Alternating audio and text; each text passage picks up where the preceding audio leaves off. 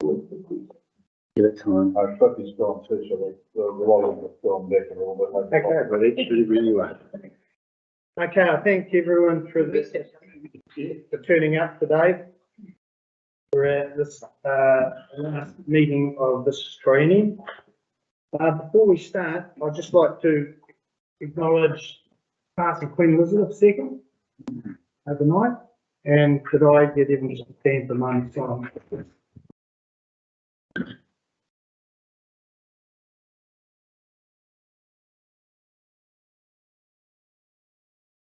Thank you.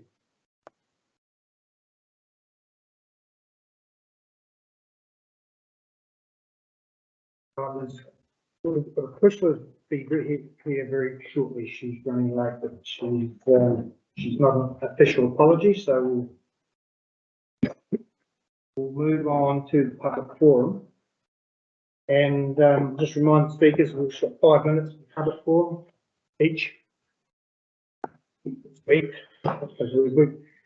We've got written stuff of everything you've put to us, so we've all read that.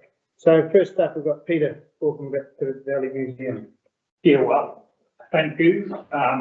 You will all be aware that the museum, District Museum Incorporated Charitable Trust has been offered the Masonic Lodge, which we have signed a contract to buy, and we have got to raise 200,000 plus 50,000 to fit it out. Yeah. And we settlement date is 31st of December. But the way we're going, we hope to be there on the 30th of September, because we've had a huge response from the community and from some of the bodies that we've applied for money from.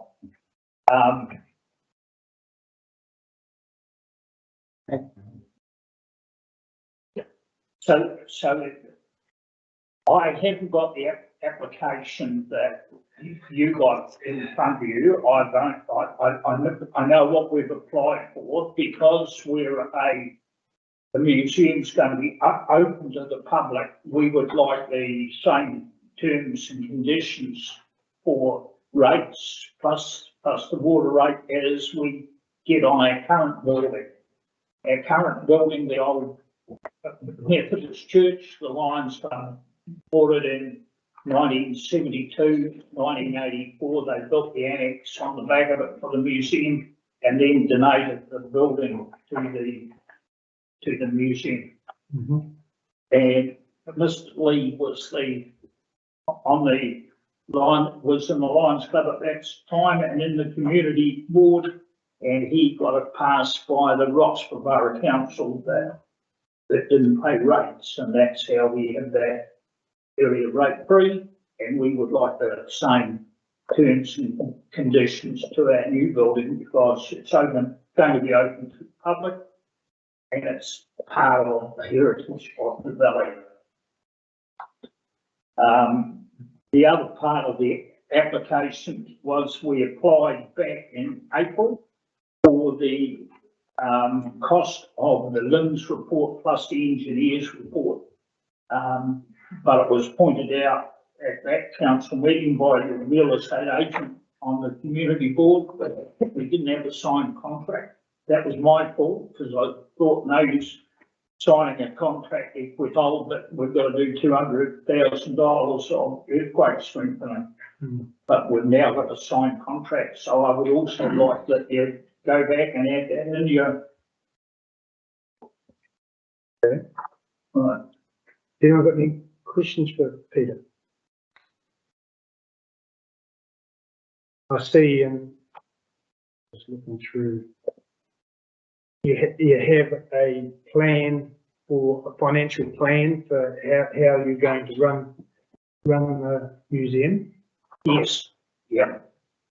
We run the current museum, well, the woman that run the current museum, they run it on a very tight shoestring. Yeah. As you can imagine, where friends of the museum pay $20 a year, so you can't do very much on $20 a year.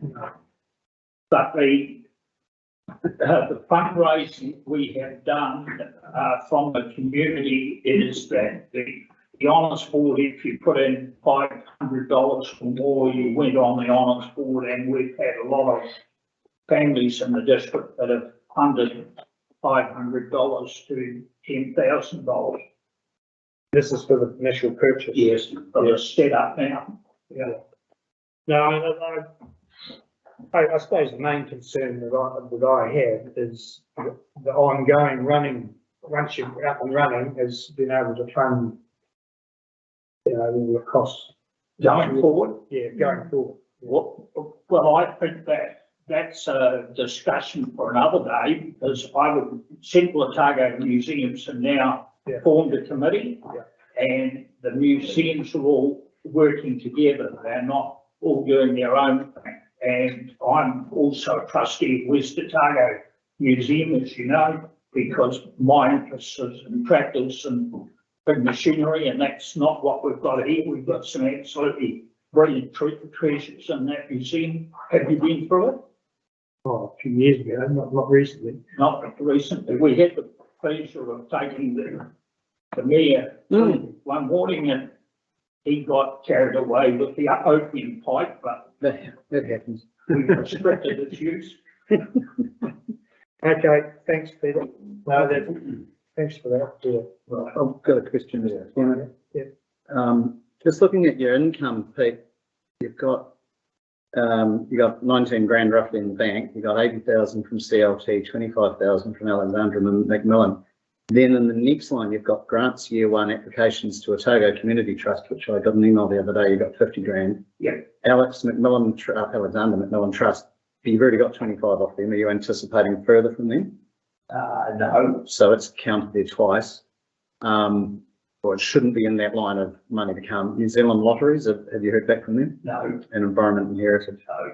So by my calculations at the moment, you're around about 120,000 short. We're, last night, we're at about 35,000 short. Where's the rest of that come? That's come from people in the district and how do you call Donors. Oh, you also got money from the local trusts, didn't you? it? Yeah, Ida McMillan. So there was a newsletter went out, I read it yesterday, it was on Yep. yesterday. yeah, Okay. It's showing that they're well over $200,000. yeah, Okay. You've got more than enough to purchase the property. Yeah. Yeah. yeah, but we've got to have the 50K for the. fit out. Yeah. Hmm. We've still got the Lions Winter Feeder competition money to come, which will be about 10 grand. Yeah. We will have made out of that. I've got to get that passed on Tuesday night. So you running the district council and just voted for it. So you're 30K short, including the fit out? 30K No, short no, of the 250, or you're 80K short? Of the 250. We've still got the lotto money to come. Okay, cool, thank you. That's pretty good effort so far. Yeah. It's pretty good. A huge response when we went round, Mhm. well, two of you sitting here, when we went round families that have been in the district for a long time. Sorry, 3 of you are sitting here. That have been in the families who've been in the district for a long time, and the response they got, particularly at that same time, the swimming pool were also raising funds. Okay, thanks, Peter. Right, on that side, I did have one other question. Oh, So when you're talking about this application for the grant, what are you doing about what happened historically for the other property in the grants? So there was a grant came annually for the power. Existing site that we had, Yeah, and there's been a grant which wasn't picked up last year, but it's been picked up every other year for power, $400. $400. and it wasn't picked up last year. No. I'll have to refer that to our president, Mr. Rowley. He doesn't Oh, want that to. was actually never what I read yesterday too. There was a reason for it, can't remember what it wasn't. Agree there. Yeah.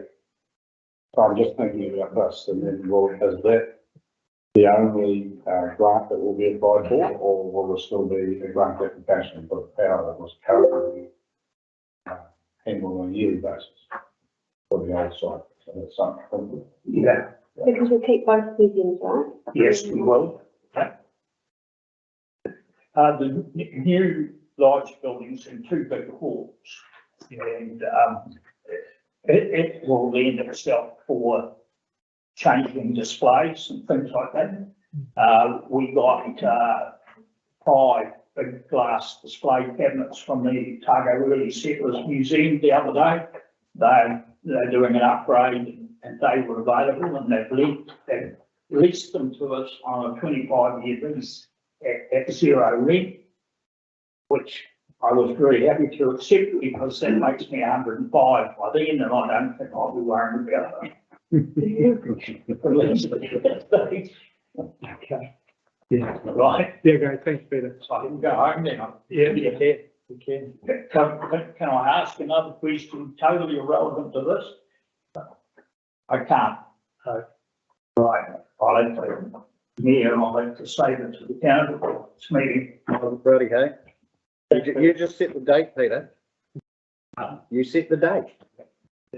But you listen to Radio Central in the morning. I can't listen to it all the time, give me a ring. You'll need to get your chairman's report from today. Right.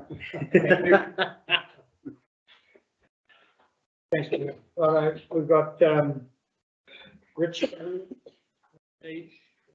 Talk to us. Results club.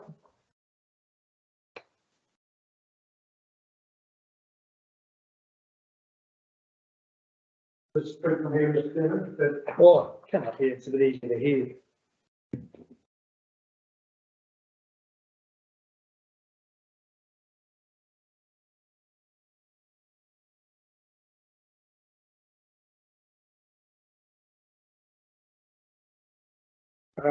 We've already received, reports and you've got the latest one given to you today. Yeah. Correct. So you will have read all that, so you're just about to know more about the golf club than what I know. And just a slight follow-up, the Rockstar Golf Club would like to ask the community board for incentive and recognition to the volunteers who give many voluntary hours for the improvement and maintenance of one of Rockstar's best assets.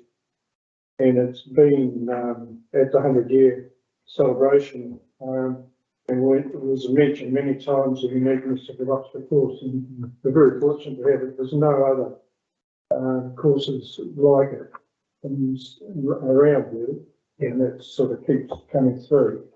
Our town, well, I say Rockstar's on steroids, is basically the best town. We now have 14 local junior golfers playing thanks to the generosity and time of Paul Hayes and his helpers. Some of these boys are now playing in single figures. Mahal Pearce of New Zealand champion and now CEO of Otago Golf, is also voluntarily coming to Roxburgh on a regular basis to give these young people advanced tuition, and that's happening about once a month. And he gives us time, and we're very fortunate that we've got such a talented guy coming there. So they're really getting the best, I believe. In the past, the 2.5% levy was foregone in lieu of weed control. We now face the higher costs of weed and rabbit control. And that's basically all I was going to say. Yeah. Right. Okay. You know, we've got a fairly good handle on the issues there. The last couple of meetings. So, anyone got any further questions for Richie? You happy? Thanks. I'll just take this opportunity to thank all the councils. I know this is probably the last meeting for the steam and the work you put in for the community and that sort of thing. And it's pretty thankless task, so nice to wish you all the best in retirement, those ones who are retiring, all the best and those ones who are carrying on. Thanks, Richard. Yeah, cheers. Okay. I'll just move on to the confirmation of the minutes of the last meeting. Everyone will have had a look through those. Would like to move that through an accurate record? I'll move that. Thanks, Stephen. Second it? I'll second it. Thanks, Sally. All those in favour?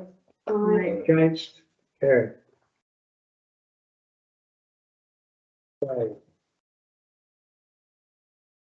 I'll just remind everyone to declare an interest if they have an interest in anything we're talking about today. No interest in it, okay, move on. And then on to the first item there is the community and promotions grants. Rebecca's going to talk to us about that. I am, thank you. Thanks, Rebecca. So, hello, good afternoon, everybody. We've got two applications for your consideration today. One is from the brass band, which is the same as you have had in front of you for many years. And the second is a new one from the District Museum, which you heard from the public forum. I don't have much to add to what's written in my reports or assessments, except to note the Untitled Community Trust funding application has come through now for 50,000. And you've heard about their other fundraising locally to get them closer to their target. And to also just note what you've already discussed is their ongoing costs that they will need to fundraise for about that $10,000 mark per annum. The assessment does note that the district is currently considering its investment in museums. Yeah. And this request is not out of line in terms of what other parts of the district do support the museum. So, yeah, that's why I've recommended the level that I have. But it will be tied up into what that future looks like once that piece of work is finalised. So it's not necessary that we have to continue to fund it through this grant annually, because there could be another certificate. That's right. Yeah, because there's quite a difference about how different wards are supporting these museums, and so that there is current piece of work about the investment district by the entire district and how that might be managed going forward. And just to add to that, if I may, through so that piece of work at the moment, as Rebecca said, we're doing the financial modelling. So we've engaged a consultancy called Rationale, and they're about to do that piece of work for us. We are hopeful everything going to plan that we present that to the first business meeting of the new council in November. And at that point, council will make a decision as to whether they want to investigate this district model further, or they want more of a policy statement around museums. What has happened across the district with our museum work is essentially a lot of decisions are effectively on hold pending council's decision in November. So things like the Cromwell Master Plan, and Gareth and Louise can talk more to this than I can, but essentially the planning is taking into account that decisions could affect it shortly. So there's been no big decisions in the museums as we go through this work. Okay.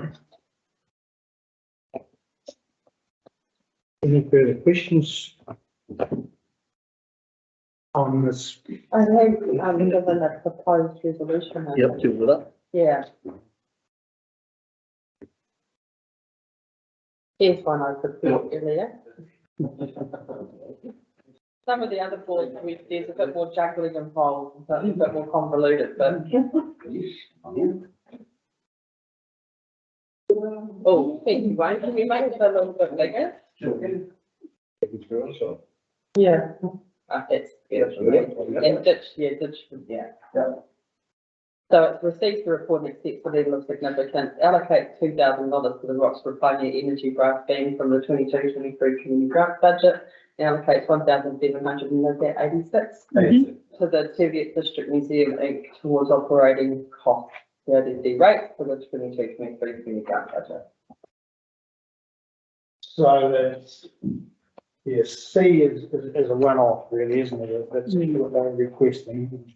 Which was my question. And not Yeah. necessarily, Yeah, well, with not an annual, yeah. No, it's not. no. No, I'm not, what I'm saying is that you don't know that it's not. Yeah. But Yeah. well, there. Yeah. And it could also, set the expectation Yeah, with this museum group as well Yeah. as to ongoing support, Yeah. from this board. It's sort of one of those things that doesn't always sit that well, does it? my You're other just question, funding out of grants to pay rates. yeah, And, my other question is, surely if they haven't bought the building yet, they don't actually have any rates to pay? That's a very. We could allocate up to 1,786 to the Teviot District Museum. But I think because it's fully, yeah, we could put penny purchase. Up to ending, yeah. that was a good question. That because they don't actually own the building yet, and they're wanting us to fund the rates. Or we can make it subject to purchase of the building. So if they were thinking of purchasing in December, when's our next round of, March, and we wouldn't decide till May. Okay. The realtors, they've got enough money right now to pay for it. mm, Pay for the building, even though maybe we looked at it there and it doesn't quite show it, but the newsletter they put out yesterday it was telling us that they've got more than enough money to pay for the building, so there's nothing to stop them purchasing the building. They don't quite have enough for the fit out yet. So, Do they have do they say end of December to purchase the building, but they're wanting to get it, are they wanting to tidy it up? In December? Well, I understood. Teviot. Yeah, because they've got the money for the building. So what's the issue about us giving them a grant? Or what's something here? There's no real issue, it's just we don't want to set a precedent, say we're going to pay rates every year. because every other group could come to the community. Yeah, that's really. So the other museums can do that. So the Cromwell Community Board has a service level agreement with the museum and they fund them 40,000 a year. The Alexandra, the Winter Community Board funds the Alexandra Districts Museum 82,000 a year. Are those So new? Mania Toto Community Board funds their museum 8,300 a year. They're on par with you guys. Yeah. And it is for those running costs. Yeah. So those boards see the function of a museum as part of the service you provide to your community. Are those museums privately owned by a group or by the actual council? Yes, that's not a easy question to ask. It's a mixture. Yeah. It is So is that relevant, right? not, it depends. If it's privately owned, the council owns it and funds it, ratepayers are paying in their rates to pay for a museum. If it's privately owned, the control, I understand, is a little different. So if it's privately owned, they can do as they please with the money. That's my understanding. Perhaps I'm incorrect. We can make our grant subject to whatever conditions, so we can take in. the community heritage asset that they're looking after. Yeah. So if you split the building aside, if you don't think about the building, you should probably be looking a different way. They're looking after our heritage. Oh, yeah, I just. So I'm not challenging that, I'm just saying, I think we can look at a different way. And if it comes down to the fact that they've tagged rates, we might be better to think about another way of tagging rates. Not tagged rates, set a fee. Oh, right. Yeah. This is what. Which the other museums do. So you could say allocate up to 1,000. The Teviot District Museum box was operating costs and get rid of the CODC rates. Otherwise, Because I think the Pioneer Band Don't, not the whole lot, fine, just the CODC rates are. yeah, I don't think it. So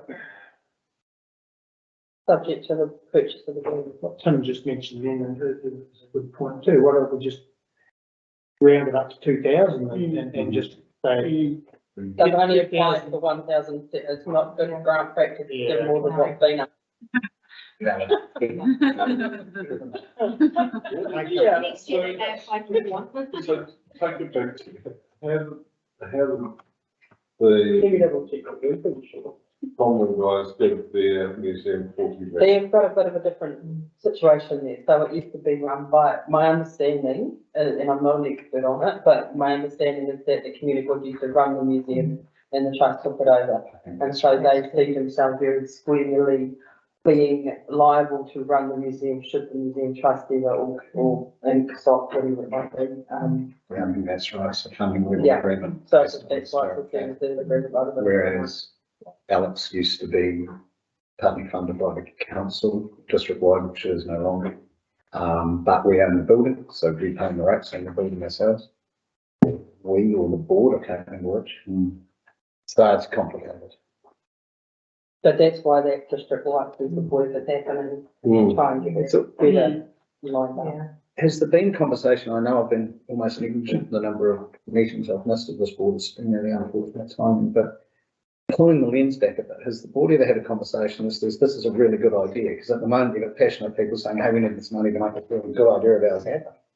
But you're not going to have that money to go to some other really good idea if you spend it here. So if you had that broader, do we want to be involved in this at all conversation? And I'm not saying whether you should or not. I'm saying if you had that, because it's quite easy when somebody comes and says, hey, I want this, but here, you got two things. One, you're putting your foot into maybe some quicksand that's only going to get deeper and deeper. And two, is the board supportive of the whole thing? You're sure the business plan is in place, that they've got the staffing to run it, that this isn't a dream that could turn into a nightmare pretty damn quick. And I come at that from the position, A, of a former funder at Central Lakes Trust that always conscious of funding. I'm not calling this a white elephant at all, but I'm just saying funding that becomes like that. And also as with Central Stories, we've wound up with quite a cost because the structure that was put in place 12 years ago fell over. So just that's all I'm asking is has that conversation been held that this is something the board supports and wants to.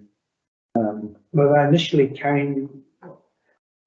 the initial contact I had from the Masonic Lodge actually is Patrick, and he came to me saying, look, here's a building that we need to, well, they're wanting actually to give it Wow. to the Masonic Lodge, New Zealand wide, they're affiliated to, wouldn't let them, they needed the money, but they got an evaluation, which to me is a pretty favourable valuation. For 200,000, and so that's how the price was settled. And they came to the board initially thinking that we might put some money in to upset a museum up on Main Street, where it's got to the board. The museum committee actually decided that they wanted to go alone with it. They wanted to have it as a trust, however they run it. And that's where it's settled. So it hasn't cost us anything. Community, I think, at this stage. And I do believe that we should be helping them out. And this amount of money is probably getting on pretty bloody light, actually. I don't know what other people think of that. No, I understand what Milton's saying as well, but some of them, and particularly the first one, I never agreed with it coming in under grants because we have allocated that money historically. It's the only one that we get about in the rural area left in New Zealand. And it's something that I could not see us ever not doing. So why would you tie up the amount of money that we've got for grants every year knowing that we need to allocate that money to it? And I think if we went down this path now with the museums, and we're going to support it. Yes, it's almost in the same boat. It's going to mean that our grants are almost down to zero before we start with it, because from the Teviot Valley, our grants pool is very small district. I tend to agree, and I think going forward, we've got to juggle two things when we look at multi-year grants. We've got to juggle the elected member cycle, and we've got to juggle the LTP cycle. And so, because and why you need to juggle both is because the elected, you could have a completely different board, and you might fund motor racing, and you get a new board in that doesn't want to fund motor racing. So there's that tension to manage, and then there's when you have the budget and how much that budget is. But I think it's also not being completely honest to our community, saying there's $5,000 annually to allocate when you know that 2 of it's already tied up. Yeah. And that another, Yeah. another case of a far bigger majority of the budget is tied up within the grants. And so I think we just need to be clear that there's some organisations that we have long-term relationships with that are likely to have a 3-year grant allocated, because that's probably the maximum we can do. But we just need to figure out when's the best timing to do that 3-year. Yeah, I suspect it's the year after now it's been approved. because that was always my understanding when we went to this new policy and was doing the grants, is what the band that was going, it was anything like the band that we're on a consistent amount every year. Yeah. We're just going to roll them over sort of 3-year lump, so they didn't have to fly every year. Yeah. And so that's what I'm hoping. We hope to get, I think after the next LTP, that's what we'll try and get everybody to do. And what I was unsure of, I think I've started that back and look, was whether the grants funding that we've got now had been increased when we took the No. brass bands from somewhere else and put it, so So it's all been incorporated into, so the brass band and its money came into the grants pot. is the grants pot reflecting the fact that it came out or not? Yes, but so you only had, if you took the grant, you only had 3 payments, so you only. Oh, so we've got 5 now. Yeah. Okay, okay. Because that's the way I understand it. We had 2 very small grants, plus Yeah. a couple of thousand Yeah. donations, Yeah. Yeah. there are 2 or 3,000 general grants, and then it's been popped up just because we've lumped them together. I think what the other thing that we can do at LTP time is have a look at what sort of grant applications are coming in, and if you're completely oversubscribed, then not to increase the cost. But that's not the case before.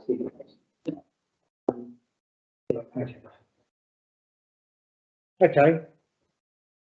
So I'm reasonably comfortable with what we're doing there. Everyone else's view on that? Happy enough? So I'd like to move. I'm happy to move, I just think you need to be aware of the fact that if it becomes a yearly grant for the district museum, I'm not that happy with calling the rates and. Towards their operating costs. Yeah. But if we were to put $2,000 or $1,786 to be precise, towards the operating costs for the museum on a yearly basis, and we have that mindset now, and the new community board do the same thing, then their pots just go down to 0. Yeah. But then that's that opportunity for you to say, actually, we want to support our museum, we Yeah. want to support the brass band. What sort of grant pool do we want in for contestable Yeah. for other projects? That's right. Yeah. I thought we asked for a bigger pot. We did, but remember we ended up wanting to keep the rates down. Cool. The rates Yeah. were- Yeah. Well, I think that, and at that time, the ward rate for this valley was under 14%. Yeah, it something was. like that. Mm. So we decided. Held it back there, yeah. The other thing is as Rebecca said, we do have the option in the next year that it could get funded from a different model, potentially. So by agreeing to this today doesn't necessarily mean that it's going to be an ongoing thing either. I'm happy to move. You have to move, I'm happy to see. The whole 3 lumped together, A, B, and C. Receive the report, allocate 2,000 pioneer energy brass band, and allocate 1,786 to the district museum towards operation costs.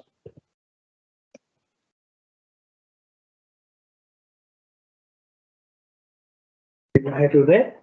All those in favour? Against? Carried.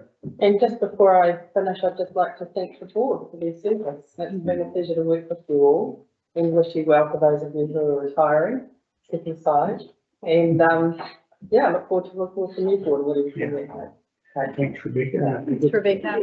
Been good working with you too over the various. I might roles have you been have. too coffee.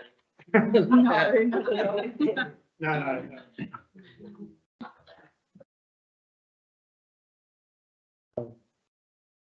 Okay, next item we move on to is the golf club lease bank review. Christina, Gary. Good afternoon. We've heard from Richie McNeish in the public session, about the report and their position, on it. So when we tabled this, well, the previous report, it was to do with a review and applying the, community licensing and licensing policy to the reviews, and also to request additional land to be incorporated into the lease. Within that conversation, the additional land to be incorporated in the lease didn't seem to be too great an issue, but the issue was with the rent review, and the board decided to leave the report on the table pending the of the council's review of the policy. So the council's review of the policy occurred in July. So I'm now coming back to the board.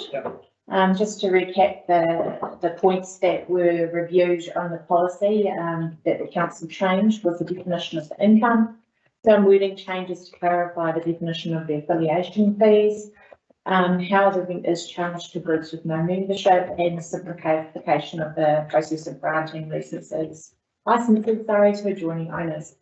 The report also noted that there have been historical instances of decision making that did not align with some of the council policies, such as reserve management plans. The council also instructed staff to insert a clause around exceptional circumstances, where there were ongoing and direct costs involved with the property lease. The tenants and council may agree to an alternative method of determining rent if it's considered that the standard method will produce an unjust outcome. So that's sort of what happened at the review at council. So now I've gone back and applied the new policy definition. There was a change in terms of income. You'll see in my report that the previous wording had a rental of 772 per annum, and the new applying the revised policy equated to 994 per annum. The change there was actually the inclusion of the entry fees for tournaments, which the club had listed separately to subscriptions, which are now included under the new definition of the income fee.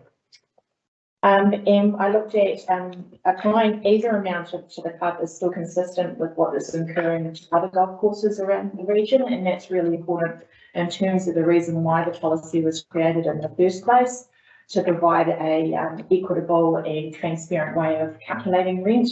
And as I said previously before, there's been some winners and losers in this. The winners' conversations have been very easy to have, but the people who are now incurring more rent or some rent at all has been very tricky conversations. And again, I thank Richie McNeish for the way that we've worked our way through this. It's been really, really great.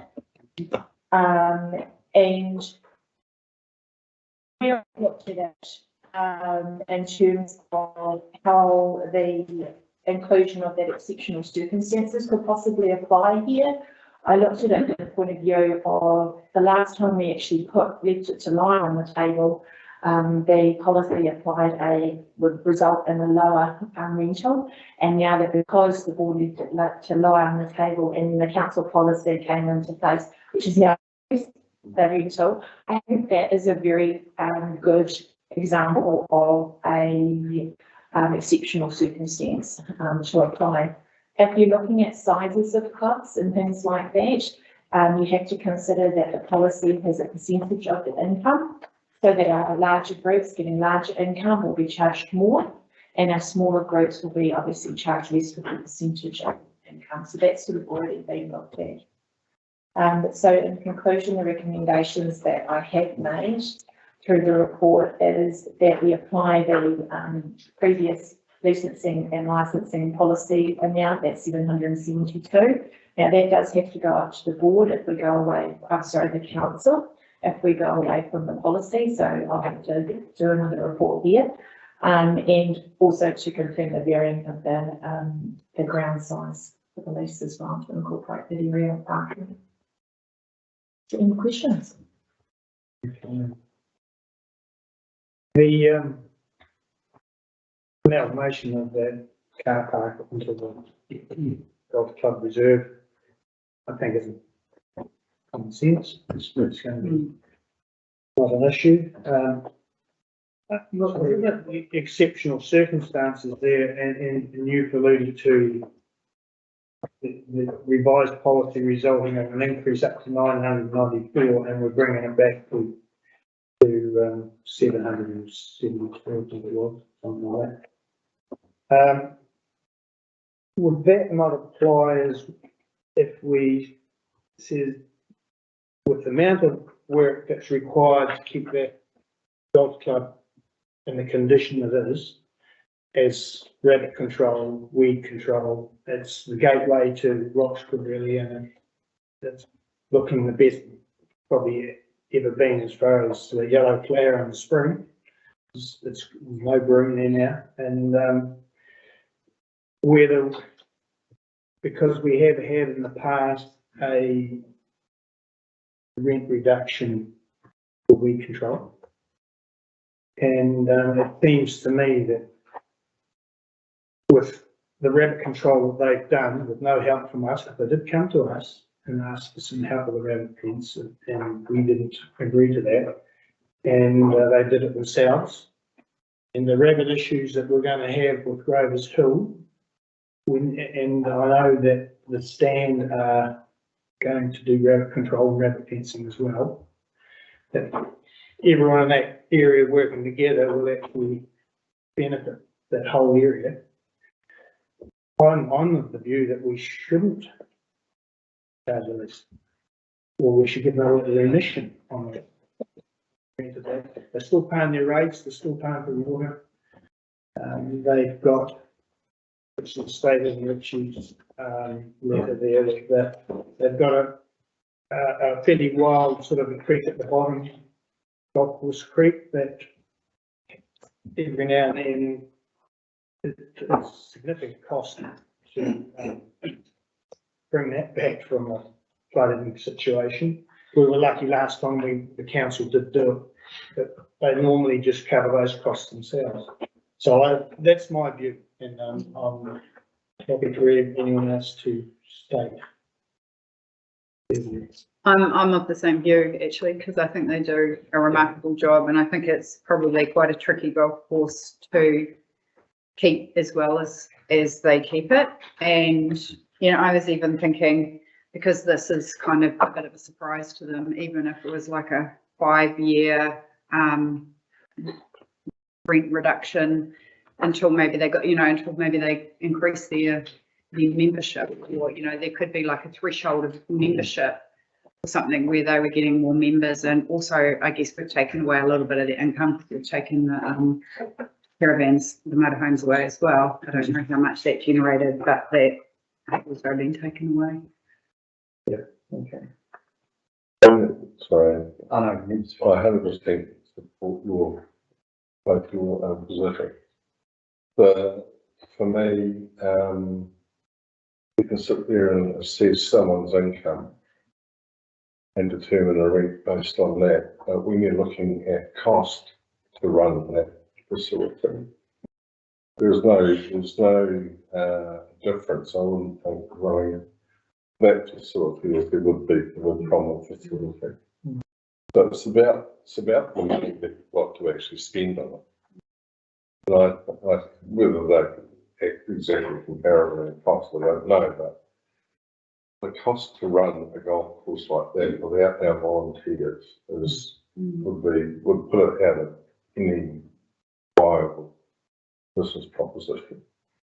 And we've just got to support the volunteers, and I've just got no complaints on what's regarding the rent whatsoever at all. I'm not the same frame with them. So I think they do a fantastic job, and we should release them. Because otherwise, if it fell over, if the golf course fell over, then we're going to be responsible for managing those grounds. Or Huge cost. Yeah, huge cost. So my view is slightly different, probably coming from the council side of things, that to get some consistency across all of Central Otago, that we go back to what we did previously. They pay the rent, which is, this rent is well down on what it was back in the early 2000s. 1,500. Yep. And we offset it. We offset it by spending more money. We're a poor neighbour down there. in terms of our rabbit control Yeah, we are. on the hillside Mm, and also on the piece of land above the rugby field. mm. So I know it sounds like that I'm speaking in favour of taking the rent, but for consistency across the district and because it'll come back somewhere. Yeah. I think we would be better to go down the path of signing this off today and putting in place, the community will put in place how they're going to offset that in terms of supporting the rabbit control, whether it's some broom spraying, weed spraying as well, rather than have something down here in the Teviot Valley that's consistently, completely out of sync with everything else that's happening in the district. I can see, yeah, I can see where you're coming from there too, because if we say, well, we're not going to charge any rent, it's going to go back to council, it's got to go back to council, isn't it? Correct. So, So can we do what we did then? So they pay us the money, but we give it back to them for rabbit control and so we give them the money back. So why has it changed?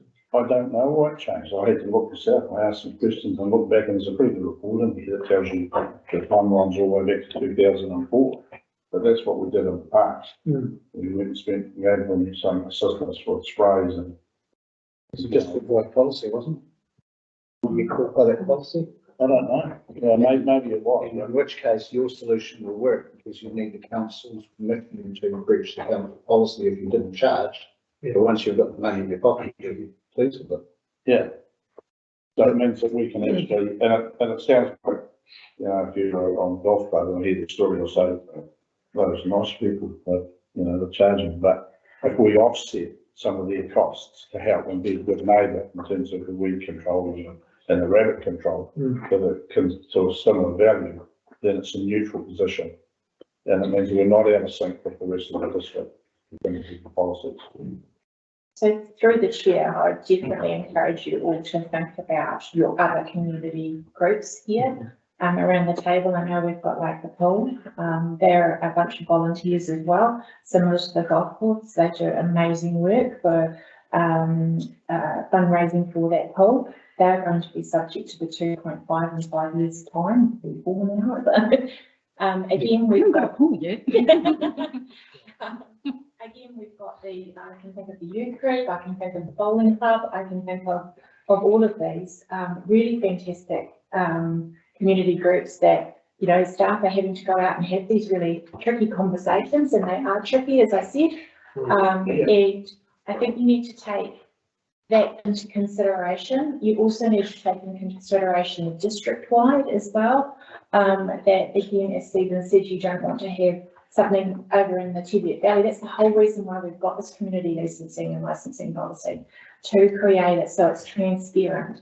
And that's the other thing I'd like you to encourage, that it is transparent, that we're not taking from one pocket and giving back with the other. Yeah. That creates an undercurrent, or I don't know what the right word is, that it's tricky that we're going to the grants, say for the grants or precinct that to pay for that. When you look at it and applying the policy, that kind of undermines it as well as doing it as a dollar. It's a really tricky scenario, but the council has indicated that, they want to charge something for the ground rental of 2.5%. It's not that they don't, it's not a blanket dollar across the board, because all our community groups are doing a fantastic job, and all underfunded, all, have got an ageing volunteer group as well. But it's a tricky conversation, and it's a tricky political decision. yeah, it's the golf course, like we're talking 100 odd acres here, it's a gnarly sort of country, and it's not just like looking after a section around a usual pool or something like that. Like it's a significant issue, the weed and rabbit control on there. And it's not as though you can just run a mile over easily. Well, I think you compared it to the Clyde one, didn't you, where you can Well, pretty you much can just just about get probably it. fly, run a mile over just every inch of it. Yeah. Just have to spray around the edge with a few trees. This has got a lot of rocky country that used to be covered in broom. But I sympathise with where you're going to. And I thought, well, Stephen's option might have been a fairer way around this. And just through the chair, just following what Christina has said, so the process that I understand it, if you were of the mind to go down that track, is essentially through the granting process. So we would apply the 2.5% today as per Christina's recommendation. They would then need to apply for a grant, which basically would take out all your grant money. And further to what Christina said, you could really be setting that precedent amongst all your community groups going, we're going to all come up at the next grants round and ask for that 2.5% back. So it is a real challenging decision for this board, but it does create, I think, some complexities around that. I just think that, as an example, there's a really good reason why we would spend some money on our neighbouring properties to offset the problem they're having. So you have to say, when you read this report, we're not good neighbours. Well, if you look at where all the rabbits are coming from, they're coming from the river to the golf course, via the stand, or via Grover's Hill Road. Which is probably really bad. Well, Tuffy? Yeah. The cheapest option for the board is just to can it, but I know it's all sorts of issues. So if you look into the future, we've got a group of volunteers now that have, I guess, come together over time, and to be fair, they're predominantly retired people that spend a lot of time doing all the work we've heard about and spoken about. And they're also looking at succession planning. They've got encouraged a group of filters coming in and here. Once these guys that are in there now are unable to do the volunteer work that they're going to be doing, who's going to be doing it? We're going to be funding that. I hear what you're saying too, and I don't want to keep putting my anything up, but the reality is if you got some figures on what it costs to run that, what we're talking about would be point something, I imagine, of the total operating cost. And all we're saying is that for transparency, we'll run with that and we'll offset and assist with more room control and rabbit control on the boundary of those products. Well, I guess I'm just alluding to the fact that we're going to have I guess a greater responsibility to respond to requests for assistance by the developer in time to come. So, if we're looking at having to respond to a grant application every year to do that, is that the right way for it to be happening? So what other process have we got? Through the chair, the other process would be through the long-term plan. The board might wish to increase probably Gordon's budget on Grover's Hill so that rabbit control could occur. So that could be the other way you would do that and manage that rabbit population if the board was in mind to do that through the setting of the budgets. So through the chair, just to clarify my understanding, when you say we'll be good neighbours to the golf club? Yeah. So that. And there's two parcels of that. It's not just the Grover's Hill. There's quite a real dirty bit of land up behind the rugby club.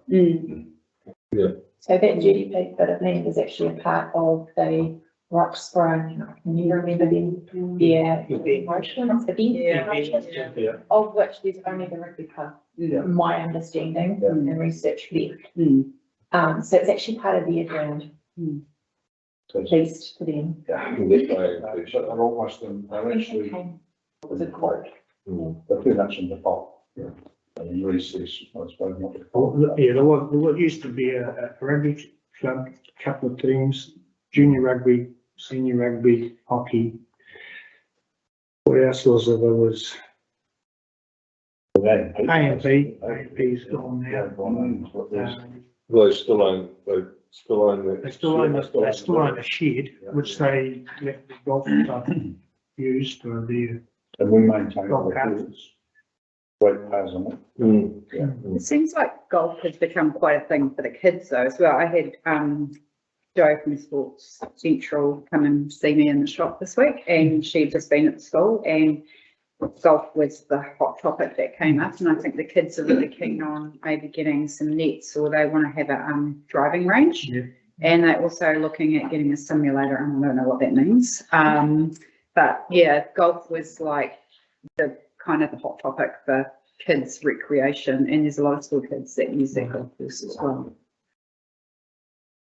There's a lot of kids play. Yeah. From what I Yeah. can see. Yeah.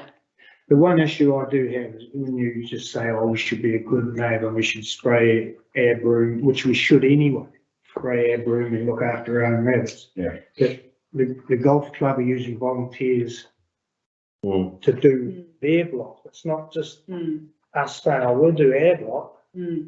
They still have. They've still got to, even if they're only shooting, we got down to 10 rabbits, well, and they got cost $100 a rabbit or whatever to shoot. That's still bloody cheap enough to let them get away. Well, that's what I'm saying, is that if the volunteers aren't there, which Yeah. there may come a time when there aren't enough volunteers around to do it, it's going to come back on us. So through the chair, I looked at that scenario and thought through that scenario, what happened if I thought through it, that what happened if the golf club failed to exist? You know, what is the likelihood of that reserve? You know, you'd have to put it out for consultation as well. Recreation reserve would be vague. But say if you look at another example, and it may not be held as a golf club anymore. It may become a recreation reserve, similar to say Boot Hill, if you're aware of that, in Alexandria, which does have the tracks and things going through it, but it may not be a golf club. And it'd be very sad to see it go, and that's not what I'm proposing, but it's that thinking through the worst case scenarios. That you won't be maintaining it most likely to a golf club full standard. But it's a gateway to Rockstar. It's So you may do some landscaping around the gateway, but it's massive, the area of it. And I'm not saying it's, you know, that's the worst case scenario.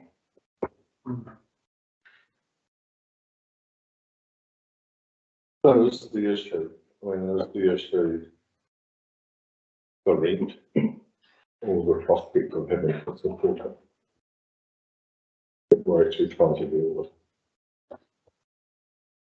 The rent is the subject of of the report. Yeah. But we know that the golf club needs more support than what we're giving it. Yeah. Does that make sense?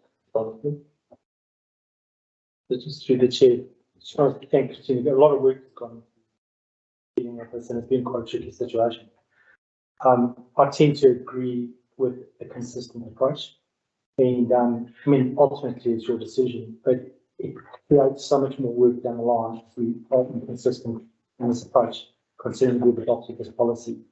I just want that to be considered, and I know that going forward, the model might change in the golf club, and we might have to reassess on how we service that business. But I think in today's terms, to have a consistent decision with the new policy would be the best way to go. It's a problem, this policy, and you set a policy with council and none of the board agree with it. And, you know, what's that telling us about the point of us being here? Really? The development of the policy was worked through with all the boards at the time, and there was the review when Alex come in and talk to you. I think it's a challenge when we go to apply the policy and then we see the effects, but definitely through all the boards and the development of that policy went up to council with the board's feedback included. So I think it's I think that the policy wasn't developed in isolation, I suppose is what I'm trying to say.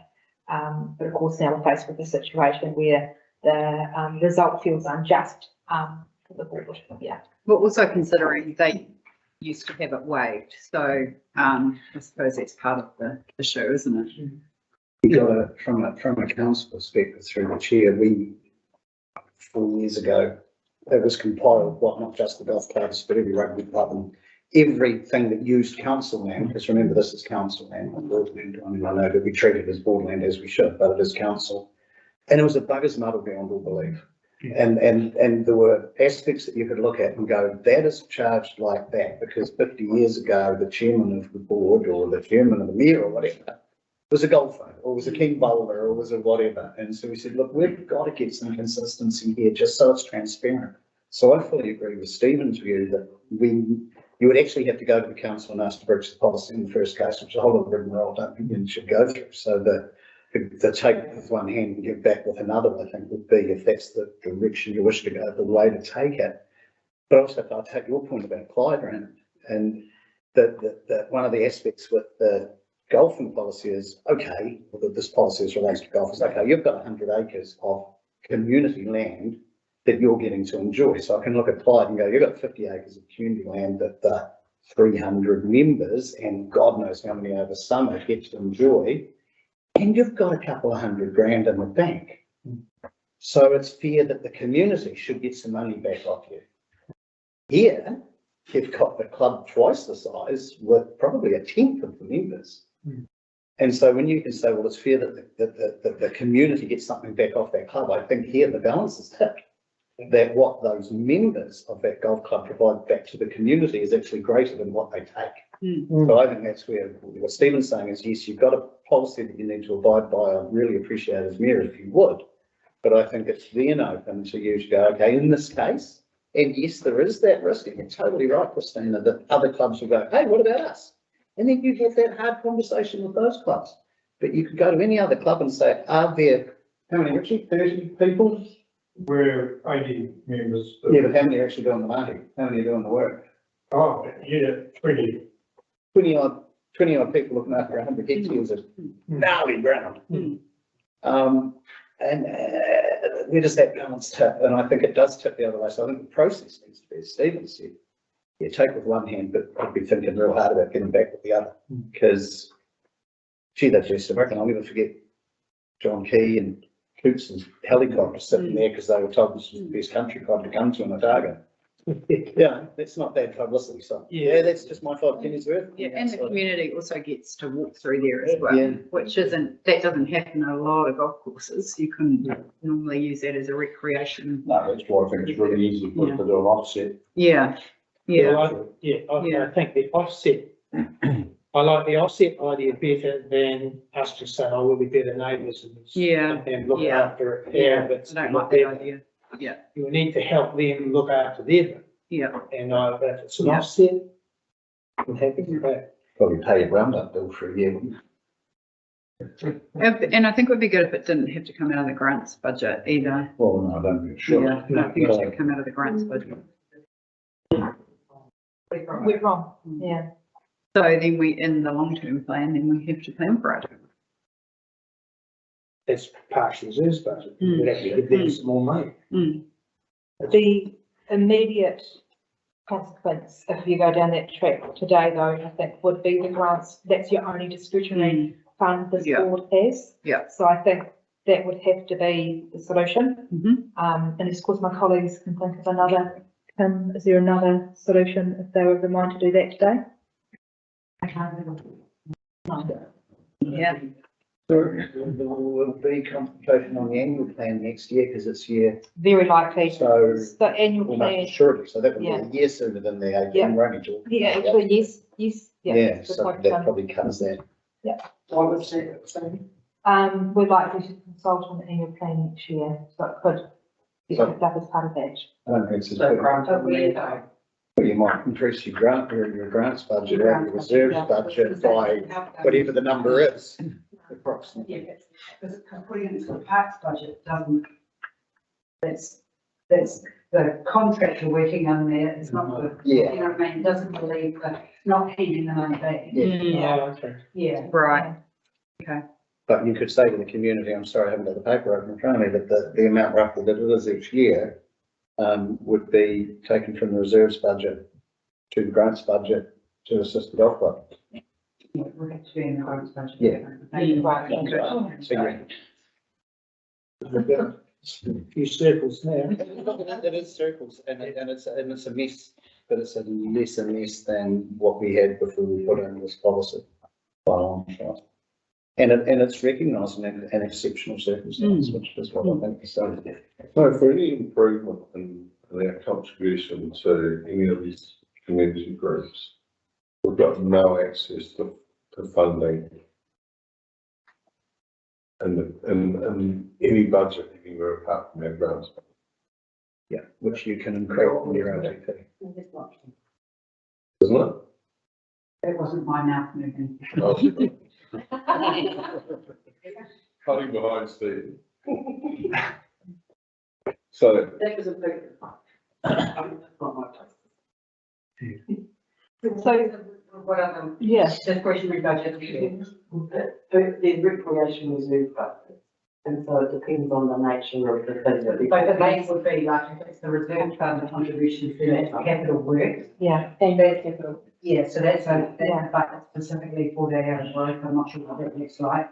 And then you have reserves, but it's probably not the practice to have reports coming up to dip into your reserves if it's something you should be funding further. But if it is actually handing money to a group, it's the grants budget. it's the grants budget. That's the only way. To give funds to a group. Yeah. It's a grants budget, I don't know. if you know. we'll learn something today. So why would the golf club invoice for so much for sprays, or so much for rapid control of that second? And where, Because budget's not set up. so where would they come out of? Budget. The grants budget. I think it would be in recreation, in reserves. Reserves, but On the Reserves. general reserves. Yeah. And on that note, I am doing a wee bit of work with the team. For the first time, this council is in debt. So there is previously, when you had a reserve, you know, it was for that purpose and you could use the money. There are wider impacts now, especially if it was a lot of money. We're not talking a lot of money here, obviously, but in terms of looking at the debt levels, and only council can approve the finance team raising debt.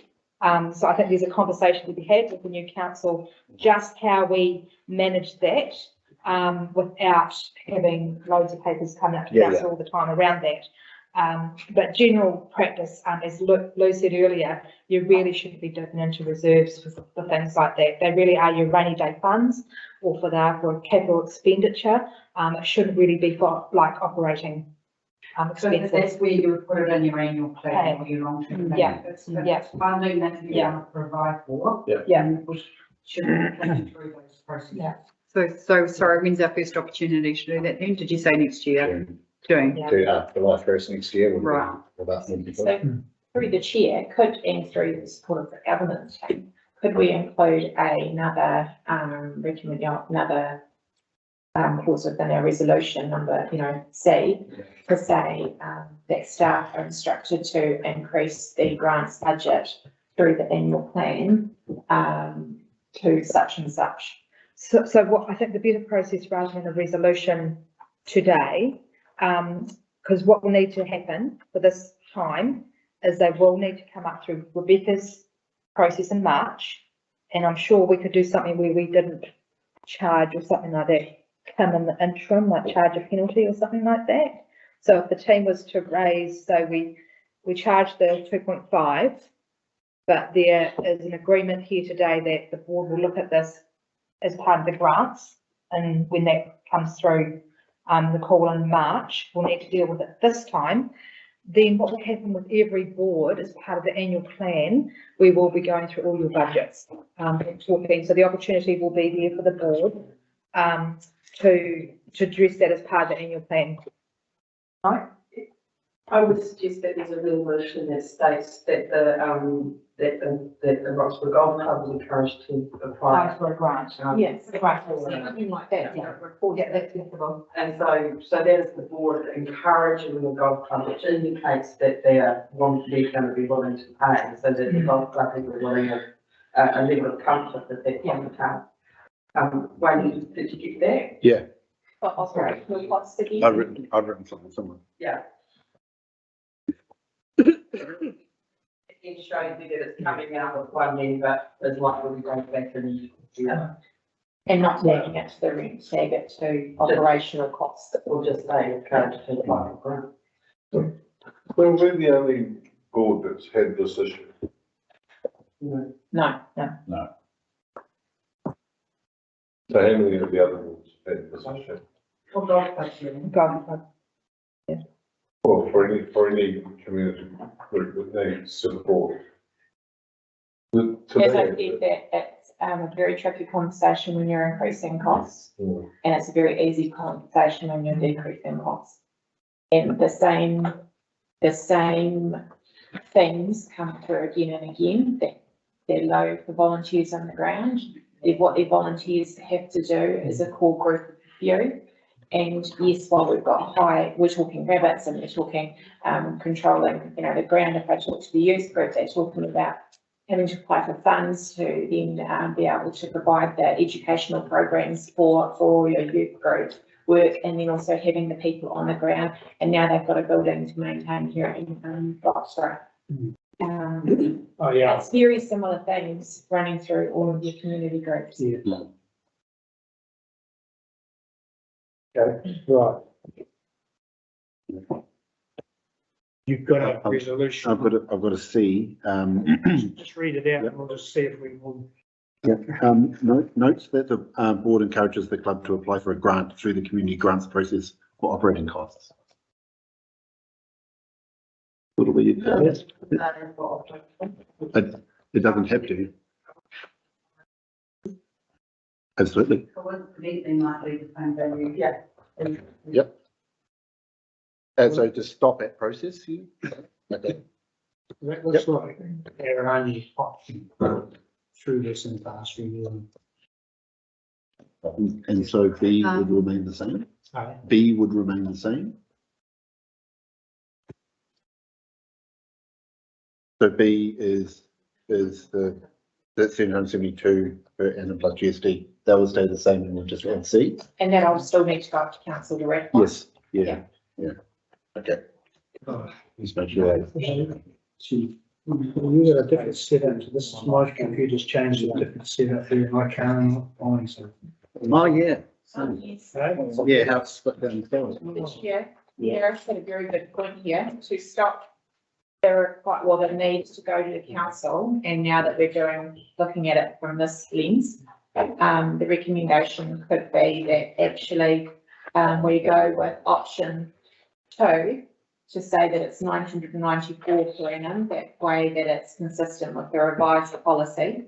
So therefore, I don't have to go to council to ratify that decision. No, That's yeah. You've got $1,200 in your grant pot, so it would reduce the amount that's available for the year. That's another point. That's your decision. Yeah, that's another point. And I do think, with the first recommendation, based on the fact, that it's left to lie on the table, while we went through the policy review, and then it increased the amount, that is a good reason, to apply that exceptional circumstances clause. And I still understand, Christina, that you're going to have to go up to council anyway to ratify the variation of the lease, is that correct? No. No, that's it at the board level. It won't hurt for council to hear this conversation though. Yes. I know it's more work for you, but it won't hurt for the effect of the policy, which I still stand by the policy, but hey, boards aren't going to be totally handcuffed by it, and here's why. And I think that's going to be worthwhile. And this is the worker. Hey? So this is the workaround they have to do. Yeah, it might be some guidance to other boards. I don't think it's necessarily bad in the council as we look over that. So we're saying that we're going to go back and tell, we're going to charge them $900. No, 772. So we're going to scratch that idea. 772. 772. Right. Yeah, okay, that's, no. And so that's option 1. Council, the 5-year period commencing 1st July 21, rent payable under lease by the Rockstar Golf Club shall be rental $772 per annum. Vary the lease by increasing the area 0.3 hectares car park. Now there was a C. Yeah, C.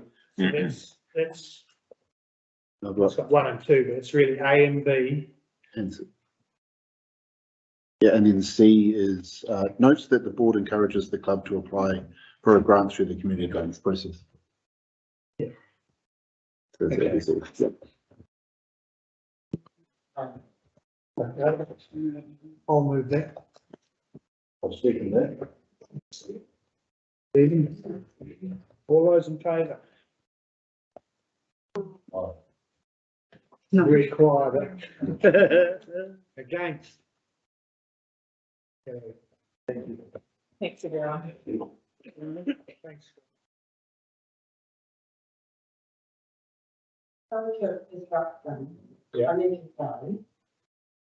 Oh, okay, we'll have a quick recess for a minute and do that.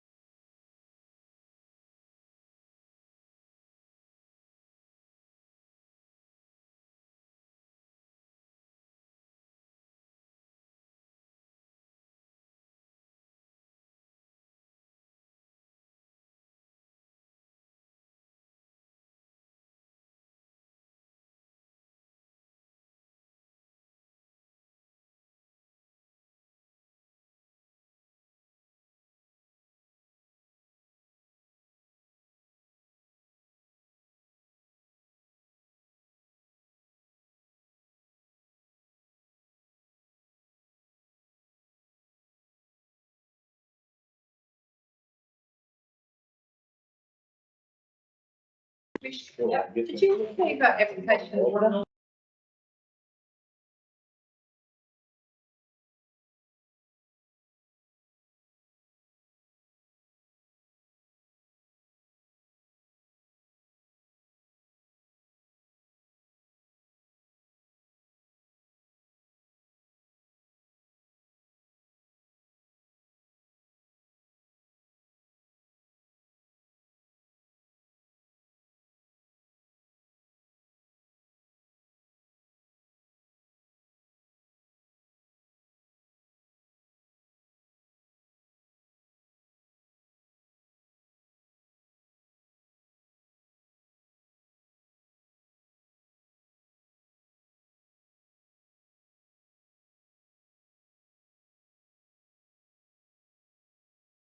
Right, okay, team, we're back online now. We've got next item was just the financial report. Kim's going to run us through. So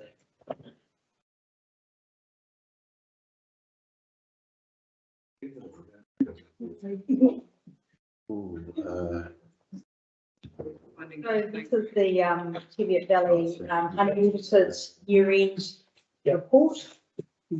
I'll take this as having been read. Yeah. You'll see that there is a surplus favourable due to the logging of the forestry. So that additional income has come in under other income and has been offset by the costs related to that, but there's a small profit in there.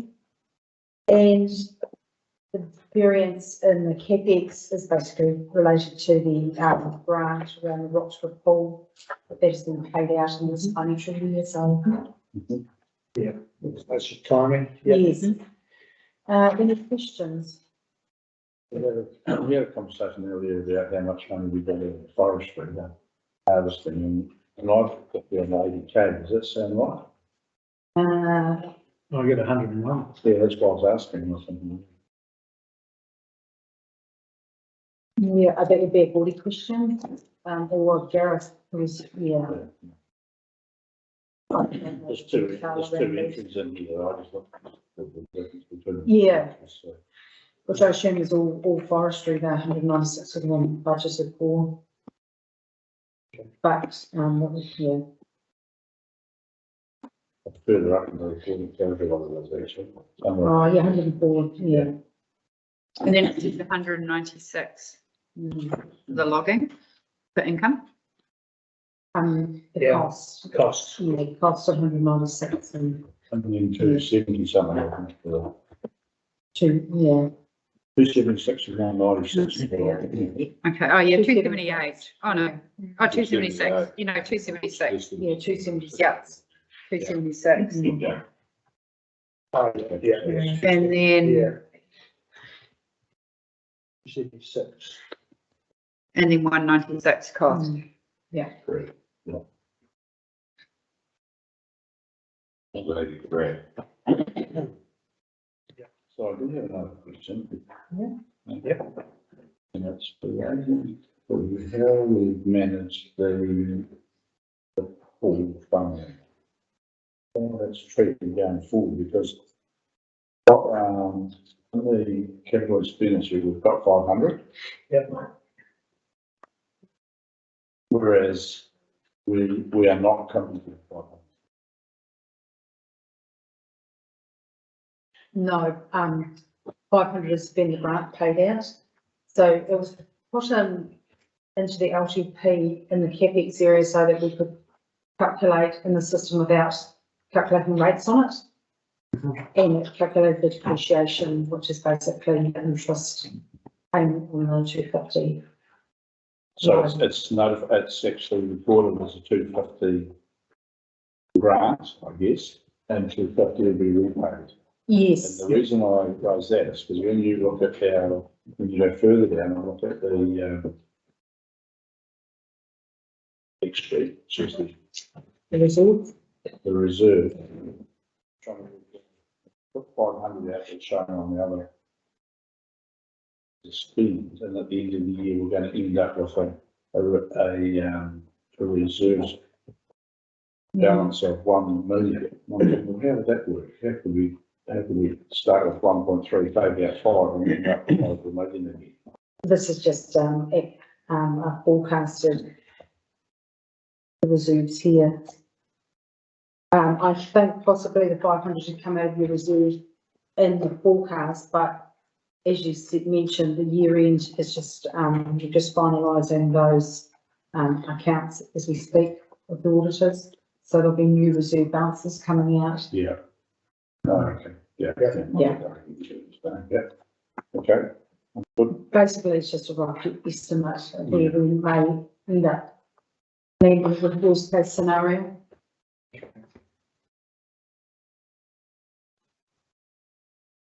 You know, that's what we currently at 1.4.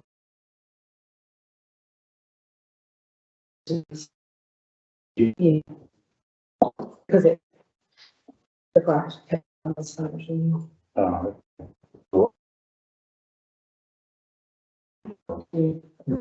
Last.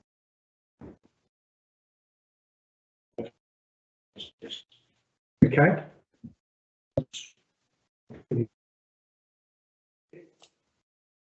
I'd like to do that report received. I'll second it. Thanks. Was voted. Okay. Carry. Thank you. Thanks, Karen.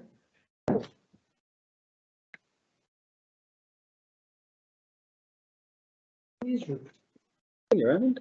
I've been asked a couple of meetings in relation to freedom camping in the valley. One that I emailed you about from representatives of the golf club concerning the decision of the last board meeting in relation to camping there, and another in relation to another site. So I emphasise the inability of the board to roll over the top of the reserves plan without further consultation in relation to the golf club. There's legislation introduced to Parliament last week that's almost certainly going to require a freedom camping bylaw in the district. So at that stage, there'll be a conversation with the people of the valley as to where, if anywhere, they wish freedom camping to occur. That'll be next year. So that's what I've told the people from the golf club. Don't think they were thrilled, but that's how it is. I thoroughly enjoyed the Drag Queen Bingo show at the entertainment centre. It was a great night and great to see an event that I think some might have found a bit challenging. It was sold out well in advance. It was excellent. As was noted by Pete, I had a guided tour of the old and the proposed new museum by very passionate members of the committee. There's certainly some interesting artefacts, not in the committee, but in the museum. Great passion amongst the members. Pete's here to hear that. Been to a couple of Rockstar business breakfasts since I was last here, and it was a good turnout. Staff shortages that continue to be the most difficult thing people are facing. Eat Taste Central launched in Auckland last night, and you should have just got a link on your screen to a video to the event. It was at Peter Gordon's homeland, and I think it was Peter Gordon. I saw it earlier today. I was talking about the amazing Central Otago ingredients used, including the brilliant saffron, which was from the valley. And of course, there's a degree of sadness at this being the last meeting of this board. It's always been a pleasure to come down here to these meetings and spend time with such a well-led, cohesive and respectful board, and every member should be very proud of their efforts over the last 3 years. It hasn't always been an easy road this term, but this board has handled the challenges superbly. Chair Raymond Kushler, you'll be greatly missed. Thank you for all your work and good luck for your future endeavours. Stephen will deal with the council. You two better bloody get back in. Oh, you're right. So that's my report, Mr. Chairman.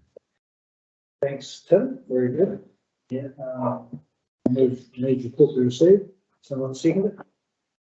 I'll do that. Thanks, Norman. All in favour? Right. Okay.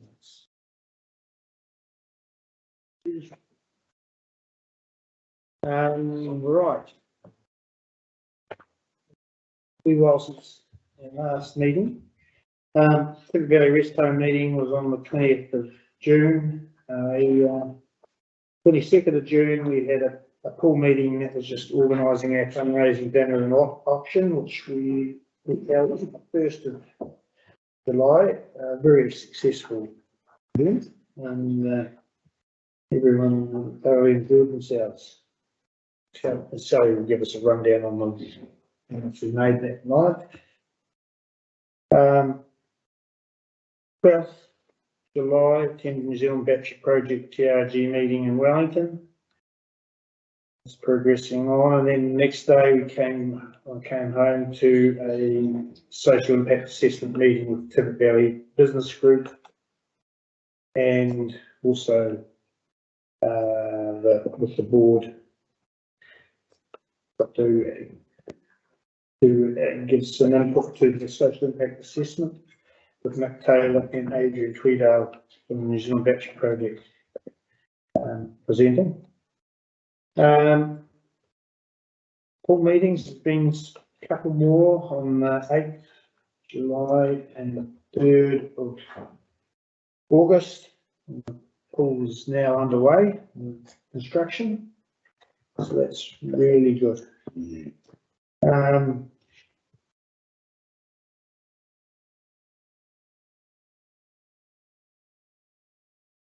We had on the 3rd of August a meeting with NZTA and affected members of the community on the proposal to replace culverts at Golf Course Creek and Blackjacks Creek.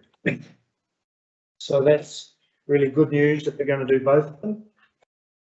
One, if they can get all the materials, it should be happening. The Golf Course Creek will be happening in October, and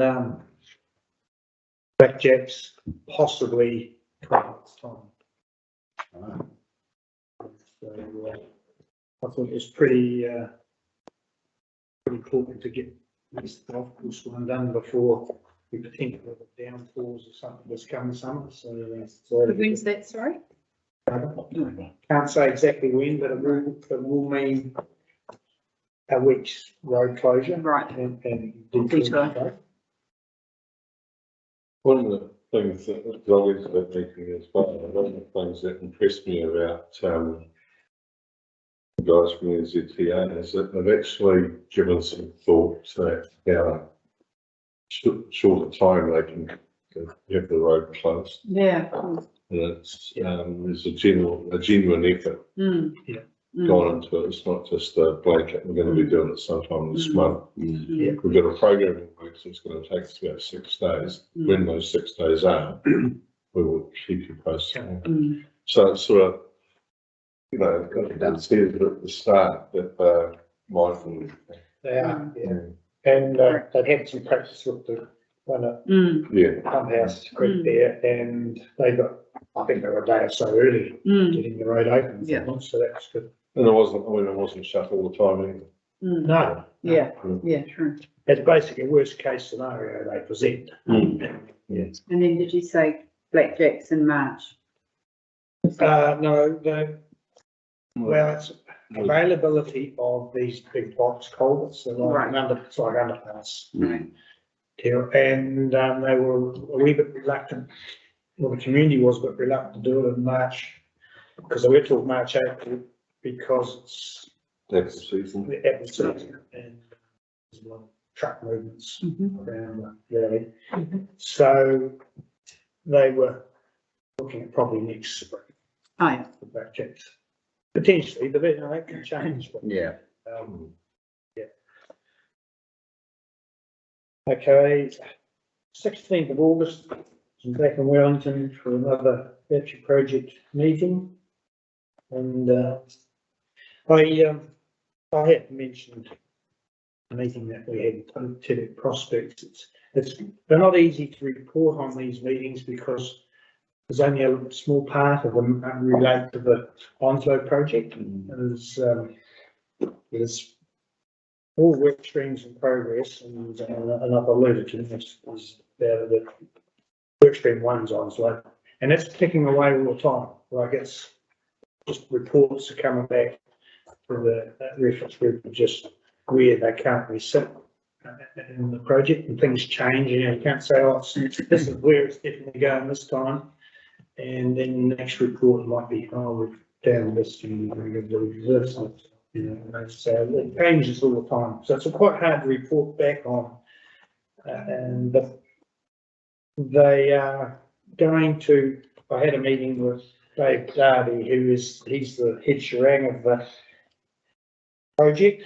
He's manager energy projects and programs. He was down, and Susan Halls is offsider, and Kate Burkett from MB. They were down a couple of weeks ago talking to landowners, and they asked about whether they thought it was a good idea having a drop-in session. And I think the community's hungry for information, so they've decided that they're going to 29th, and it was in that bulletin, you will have probably seen it. 29th of October is going to be a drop-in session on Saturday. Saturday from about 10 till 2, possibly in the town hall, because they're going to have quite a lot of displays and some core samples from geotech work and that sort of thing. So it'll be quite good, even though it's not finalised or anything. We're all building up to be presenting to the minister a case in December, which means that it may not be public till early in the new year, whether she thinks it's a go or not.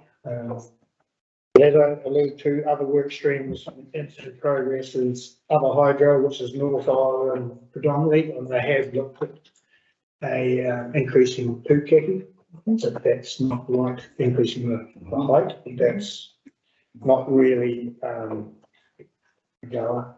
The North Island ones are very expensive for the benefit you get. And then there's the other 3 shortlisted options are just storing energy where biomass, burning biomass, it's just logs, burning logs, and hydrogen and some more geothermal.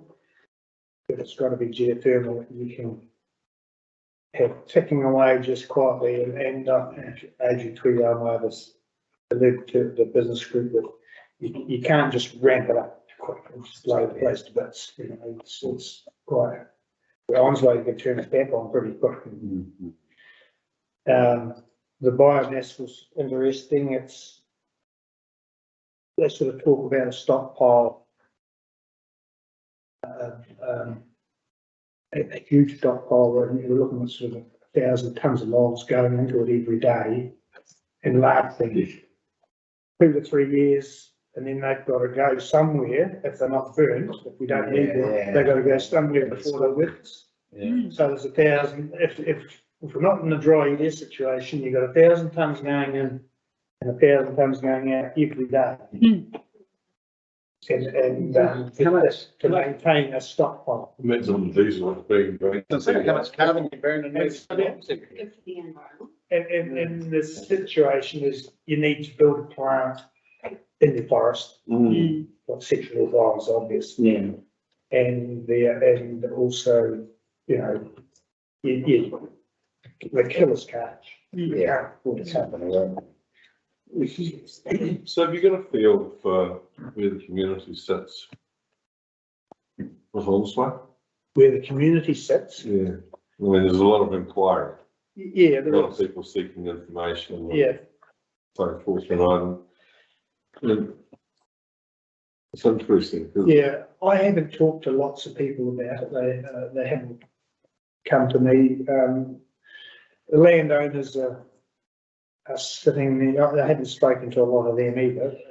They've got people talking to them all the time with it. It'll come down to the compensation, that sort of thing, really. Some are going to lose. They're going to change their whole farming system. Like the Great Panic or something like that, he's going to lose all his block of land there. So it's, you know, completely changes this system where some bone station will lose a part of it, but they've still got vast amount. You know, they're all sitting there pretty quiet at the moment, just because, you know, they can't agree to anything really. They don't know what the compensation is. They don't know if it's going to go ahead. They're in limbo, you could say. Yeah, I mean, those are the guys that are directly affected, but the people in the valley in general, so they're like the groundswell. What's the groundswell say? Yeah, well, I haven't talked to a lot of people really, but some are excited about it. The ones, the small businesses, the ones with accommodation, they seem to be quite excited about it. But there's a fair portion of people that would probably quite like the valley the way it is. And, I was just going to say, and I've heard that there's you know, you can say this is a big project. People have only got the Rockstar Dam or Clyde Dam to really reference, and this is below Clyde Dam even. Project out of the water. This is massive. And I've seen a model that they've got now. It's actually like 3D. You can walk through the scale of the pipelines and the dam. The dam is huge. And it hasn't been nailed down yet whether it's concrete. Well, it won't be a concrete dam as we know it. There's low carbon concrete or compact. Roller compacted concrete, which is a weaker type of concrete, less cement basically, but it's bigger, but it's not as big as an earth dam. An earth dam, I've got a huge system. It's so big, the earth dam that we required. The carbon burnt. To do, you know, they're looking at all these figures. And they're cheaper to build a concrete one, which is not as big a footprint. And it's got a certain amount of carbon used to build it, or a massive earth dam, and it's got a lot of carbon too. Yeah. And then the tunnels will be, there's potentially 3 intakes in the Grand Lakes at different depths, because the big problem you have when you fill a lake like that is that it becomes, the oxygen's gone, because you are flooding so much land in tussock country grasslands, and as it rots, all the oxygen's used up. And it becomes a project or whatever we call it, Yeah. or something. And Can- but if it's filled very, very slowly, it can regulate itself. But if you just fill her up, quick, the first time, you can have a dead lake sort of thing, you know. But then you can try and take it out of different levels of water, you know. I think this is huge scale. Raymond, what of the idea of another storage area, maybe Horseshoe, because is it because the pipe to take it to Lake Roxburgh is, or take it from Lake Roxburgh is too far? Because wouldn't there be a benefit when they put the water back in, if they put it above the Roxburgh Dam, they get the generation out of it twice? What's the the balance? An argument to take it out lower down is you in generation anyway, because Roxburgh only in a flood, well, it has recently, only when you really got the big rainfall events is that it spills, but it doesn't spill like it used to. Right. Because they can put through quite a lot of water through. Right. But, the issue, and I've seen the model and the earthworks required to put an intake above Roxburgh is in that rock face. It's huge. Massive. Okay. It's a road, quite a road up to a wee way, and then it's this huge bloody hole in the hill where they, you know, all different layers to stop it all collapsing. All right. And then you got this tunnel, and then you got a powerhouse as big as, well, it doesn't matter where it is, you have a powerhouse like our quarries, all bigger. Bigger. 4 huge 250 megawatt machines. What are the pipeline? Sure. Yeah. They'll be bigger as well. Be way bigger than 5. More like our quarries was. Yeah, okay. That's probably only 110 megawatts. Yeah, right. Well, that Well, makes these are- sense. 250 and they're variable speed ones, which are in technology, because you could blow the grid to bits if you crank up the pipe that we're used to, because it's dropping. They 700 metres in the bloody curved ones. And, There's something. and there's all sorts, when you look at the engineering, there's all sorts, they've got to have, you know, to stop water hammering them when they turn them on. They've got shafts going in directions of the surface and that sort of thing. The thinking's gone that far already. Oh, yeah. Oh, okay. Yeah. Might tell a story, mightn't it? It does, doesn't it? Yeah. And then you got these reservoirs. One in the Teviot down here, which the ground is not really, was what they thought, so it's more of a dig halfway down to what the depth you want, and then you bring it up and build a big bung right around it, so it's above water level. Yeah. So you've actually got to pump it into there, Yeah. before you pump it up the hill. And then if you, this flat's more of a, it's a deeper one, below river level, it's just the gravity in it. Mhm. And up here is, gravity in. It's going to change the climate. It'll change the climate, Yeah. like Johnson has done to problem. It won't. It might be quite this change down here, but I don't know, it's hard to get out. Oh, geez, if it's low, it could be some massive dust. That's what they reckon, they're gonna scrape it all off or something. Well, that Earl Barsley's idea was that, but I've suggested, well, they're gonna do that and thinking that they won't, because Right. they're expensive. Yeah, I wonder about that. They're all got some great ideas, but Yeah, the budget. okay, they just sort of look at me quietly and they're very aggressive about it.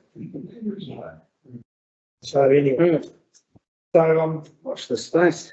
back there on Monday. Did you work out how you can capture 1% of that budget?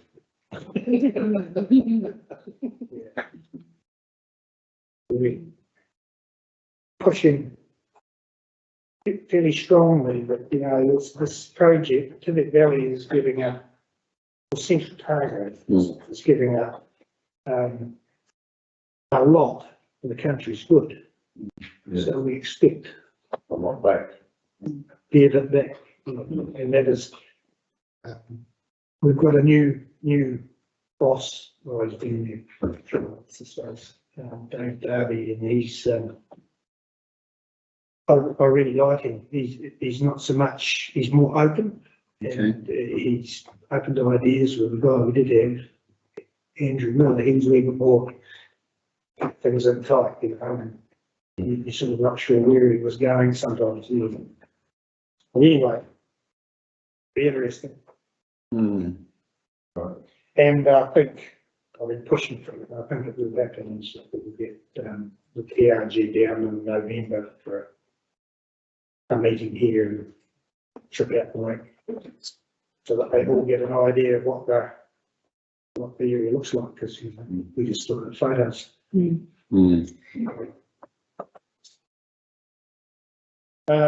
that's. Oh, I'll just have 23rd of August, Medical Services Trust meeting. I've actually missed 2 or 3, and I'm going to miss the next one too, because every time I'm flying back from Wellington, they might have a meeting. Yeah. So, yeah, I won't be the next one. Anyway, that's me. So I'd like to move that, so we put the receipt. I'll do that. Sally, second it. Thanks, Neil. All those in favour? Okay. Members' reports. Sally, do you want to kick us off? Yep, sure. So I'm just going to start with swimming pool meetings. Have one on the 22nd of June, that week of July, the 3rd of August, and I have written here the 7th of September, but that one has been delayed to next week. So as Raymond said, we've started work at the pool. So on Monday, we got the balance tanks put in place, which is very exciting. There's a massive big crane in Rockstar, and the balance tanks went in for the winners pool and the main pool. And they've started backfilling. We had a geotech report done, and they're really happy with the substrate. So we're actually starting to backfill now. So yeah, we're going to be moving out of the ground, which is cool.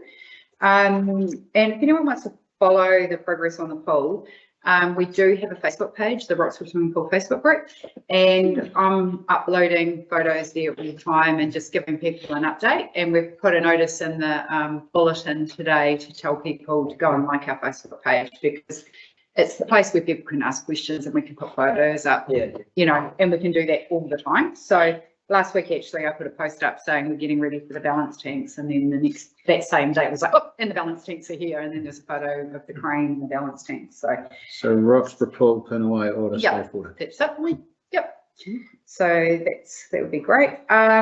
Also, council has approved some funding in tranche 1 of the Better Off funding for the Rockstar swimming pool. So that's gone off to is it DIA to approve?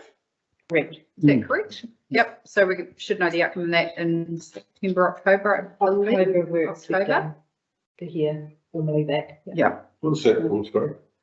So it's the Better Off. So 3.14 million has been allocated to Central Otago District Council as part of the Three Waters package. To be used for initiatives community that goes to community wellbeing. So council went through quite a list of projects from around the district, and this was a project that council has prioritised to get some additional funding. It just needs to go to DIA to get the tap that it falls within the definition of that community wellbeing, which would be surprised if it didn't. How much funding are you getting?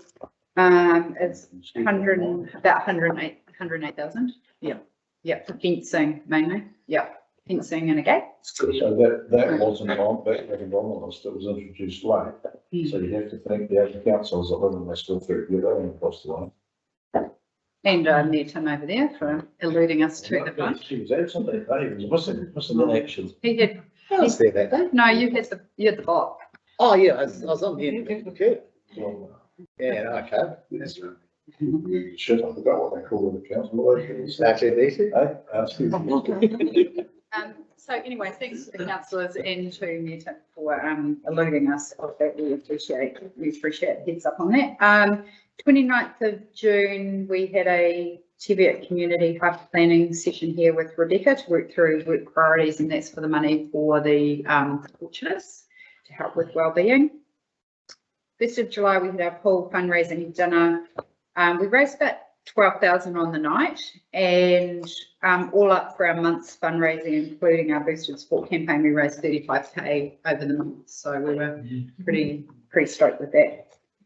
13th of July, I did the battery project breakfast and the board presentation. 14th of July and the 27th of July, I attended 2 more Teviot community hubs meeting, and I'm going to give you some notes on that in a minute. 3rd of August and the 7th of September, I had walkway committee meeting, and our committee put an application in for some funding to do up the river track last November, and this month I sent an email to Gordy and copied in a couple of other people just to see where we're at with that. So we had to reprice it so that the track only included upgrade of track and not creating any new parts of the walkway. So we've already got that quote back, and I've submitted that to Gordy this week. So we're just waiting to get an outcome on that. There we go. 22nd of August, I had a Teviot prospects meeting, and then on the 2nd of September, which was last Friday, Satya and Pat and I had a catch up, and so we were really just trying to see what Teviot prospects priorities were and how the board and Teviot prospects were going to work together. So Pat indicated that the things that Teviot prospects are working on are celebrating food, the food in the valley, and maybe they could do something in autumn. The garden tour, which is a spring garden tour that's coming up. It's actually the same day as the Lake Onslow consultation on the 29th of October. There's a clash with that one. They also want to investigate fibre in the valley for people that live outside of the town boundary. Really keen on looking at mountain biking, and that's where I guess we're trying to get a little bit of a steer as to should a mountain biking group be formed to start thinking about where they want the trails, because I was reading the front page of the CO News last week, and they've got a really strong mountain biking group in Cromwell, and they've just secured some land that they're going to be opening a park, but they're actually a group that's been going for 3 years. It's been working on this project, and they're really passionate. They're a group of passionate mountain bikers, and I feel like in the Teviot Valley we've got people that want bike tracks, but I don't think we haven't got a really strong group that meets on a regular basis to try and push some of their ideas forward. You got the Mountain Bikers of Alexandria group that really got Martingy started, so that'd be a good resource if you wanted to find out how to go about things. Yeah. So that was my recommendation looking at Saskia at that meeting, that with Pat, that maybe they, maybe Pat should talk to the mountain bikers and see if they get a group together. And the other thing they want to explore is fishing in the Clutha, so restocking some ponds around the district and maybe having more people come to the Teviot for fishing. That's another idea. Yeah. So the other points that I've got to cover are I was asked about the green waste down at Miller's Flat, and also asked about the consent at the gold diggings, because there's locals down there that are concerned that there has been machinery brought onto site and there's work going on down there, but no consent. And I said to them, well, we've only had one meeting at community board level, and what's happened at council? They haven't come to council, have they? It's been discussed in council. But nothing. Yeah. You saw that reply that he. Webster Yeah. So I'm not sure. There's nothing being lodged. Yeah. So how can they start work now? Just the test balls that are in the ground, and they own some of the ground. Yeah. And the trails trust has been involved in some conversations. Right. Okay. So okay. So the community are wondering what's happening there. To be fair, where after the conversation, Pat rang Simon, his name's Simon, the mining company, and they went and spoke. Yeah. at the coffee club and I was flat, which I Yeah. thought cleared up all the But way. I thought it was before they started doing work, because I think what came of that was the mining person went and spoke, and then afterwards, I think some of the locals were all of a sudden quite concerned that the miners might disrupt the water table and their water source for Miller's Flat. And I think they thought about that after they had that meeting. So I think that's one of their concerns, and their other concern was green waste. What's the consent process though for all of us? Because you know when they did the Coal Creek one, they went for mining consent. Yeah. That was actually a hearing. I just And it wonder- was quite a long I 2 or 3 just days. wonder through the chair, given it wasn't confidential, this paper, if we pick this up at the formal, Yeah. after the meeting, Yeah. that would be okay. Okay. No worries. Okay, spoke to Fred Rensel about hinting at, the golf course, followed this up with Nikki and Christina. And I got a letter from Stu, from the land waste, read the land waste, and, they're worried about health and safety over at our, waste, because you have to lift up into the bin now. The bin used to be, The transfer station. yeah, at the transfer station, the bin used to be kind of, I guess, and you could back up and throw your stuff into the bin, and now you have to, it's about 2 meters high that you have to reach up to put your waste in. So they're saying, after talking with both site managers on this matter, along with the public health and safety aspects, I moved a mobile ramp that could easily be rolled along and transferred to the alternate bin, which would enable safe and convenient dumping. Would you please take this issue up with the contractor? Who would be liable if someone did get injured lifting items into the bin? I'd be happy to talk with your staff or contractors representative on this request. And that was from Stu Edgecombe. And he just dropped that letter into me this week. I've been over there for a long time. I'm not sure. Yeah. Because you used to be up on you could drive up and you just drop it. Yeah. So now the bin actually sits up on that. Is it to stop people falling? That's why they did it. Yeah, Exactly. but now you have to lift your stuff into the bin, which would be quite tricky. I mean, Liz, unless you've got an elevated platform to hoist it from, like if you've got a truck or a high truck, Yeah. it's easier though, but done it from the ground, Oh, okay. like I can't see into Yeah.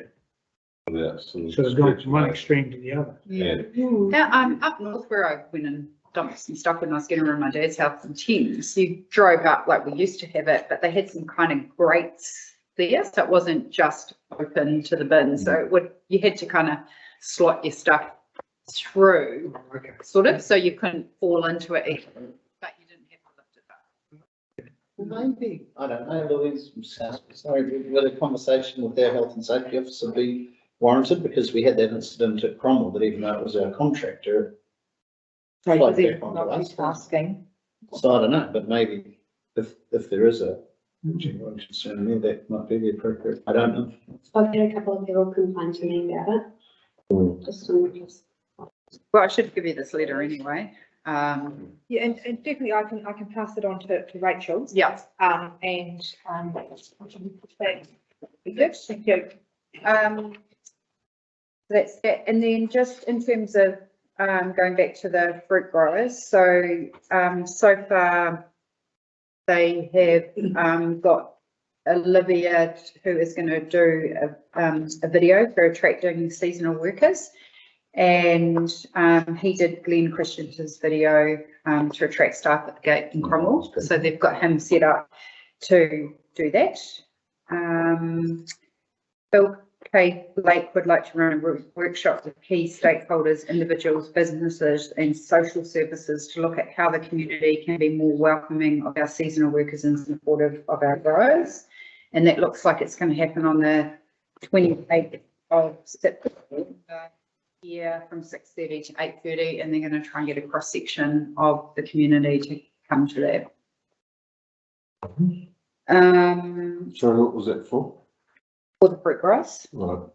So what they're wanting to do is look at how the community can be more welcoming of our seasonal workers and just get the community's perspective of seasonal workers.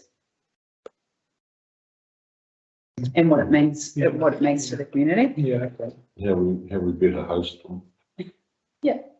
Yeah. And then they're looking at running an event called the Great Race, which has been held here previously, a summer series which would include music in the park over summer, and a soccer tournament were agreed upon as events to be held. And the cherry chaos was talked about. The growers felt it was too stressful time of year. And one thing I did get to the bottom of about the cherry chaos and the fruit growers was that I think the event essentially was too early in the afternoon, and if they knew it was going to rain the next day, then they need to keep their staff there and get as many cherries off the tree as they possibly can. Whereas if they have an event after 7 o'clock in the evening, their staff can do whatever they want. So part of the issue was it was a bit of a conflict for them. And then the other issue they had was, I think some of the fruit growers, and I don't know this, Stephen, you might know this, but some of them I think thought that throwing a whole lot of cherries around wasn't really a great look for their premium crop. So I don't know. That was something that was also mentioned. And the reality is that with those growers that we're talking about are stretched to the max at that time of the year. Yeah. Not really interested. Yeah. If they're under the pump and running it. Yeah. And especially if they've got a weather event coming up and they're trying to pick. So anyway, so that's that. And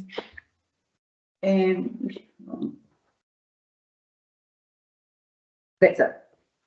Thanks. Norman. Well, I haven't done anywhere near as much as that.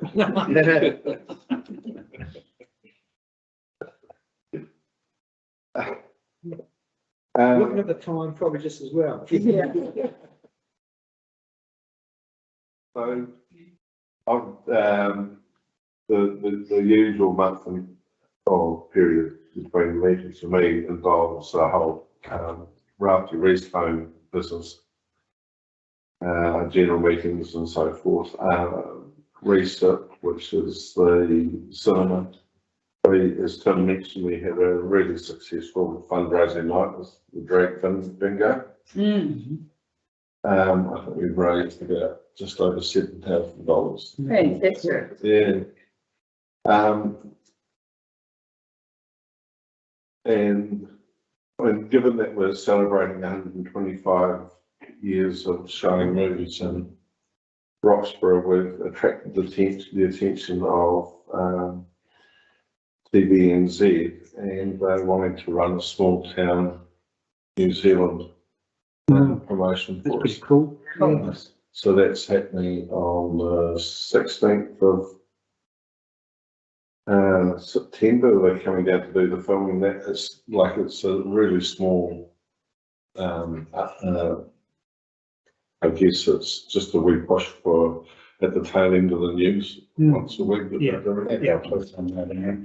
So they're coming down to interview a few people. I'll try and keep out of the thing.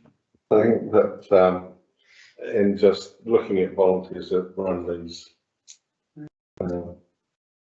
sort of community services. Well, we've lined him up, but he's only got about 30 seconds to talk. So if we know I'm in an yeah. I went along to the community consultation with Waka Kotahi. As I said before, I think they're doing an excellent job in minimising that interruption. But weather's going to be the sole judge of that, I think. And I also had one question come to me from the community about the work they're going to be doing is, are they going to reinstate the picnic area at Blackjacks? No. I don't, not that I'm aware of, I don't think that. Why would that be? Because it's too dangerous. Well, it's too dangerous. Too dangerous. When people camp there and it floods, the last time it was Camp C. They're not going to reinstate it. And they specifically said, sorry, Stephen, but they specifically said at the last flood that they would only tidy up, they did all that extra work above the road and below the road on the basis that the expectation wouldn't be that the picnic area would be returned. It's either they were really worried about, what was something. Meat vans, right? There was, for quite a few days, there was the story of a missing white camper van full of meat vans that were there just before the flood hit. Everyone was just waiting to see somebody to go, hey, we're missing some guys, but it was, they must have left in time, so yeah, it's a genuine concern. Yeah. And that's about it for me, really. Yeah, okay. David? Yeah, as usual, I missed someone. I went to that Waikato meeting as well, and I asked the question about putting some road restrictions on the road from Miller's Flat to Rockstar Dam, and I believe that is going to happen when they do it. I'm not even sure when the new road restrictions are going to be advertised on that section of road, to be honest. Yeah, you can carry on, I saw it today.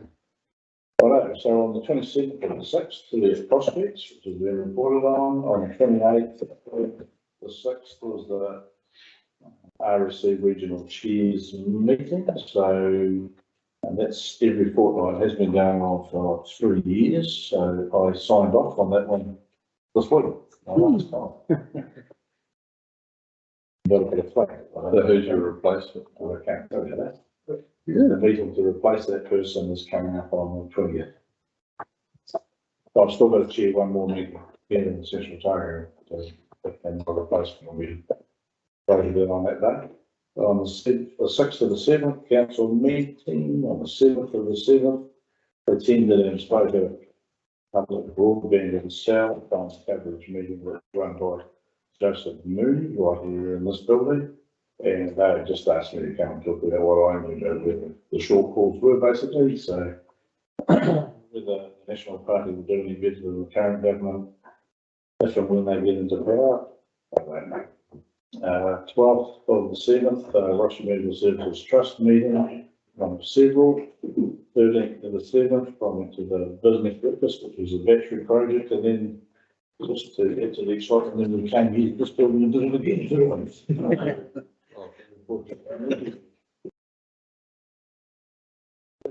The spatial planning workshop, which was also in this building, it was quite interesting. There was a lot of discussion about economic growth. I'm not sure that's what they wanted to figure out that day, but there was a lot of talk on that.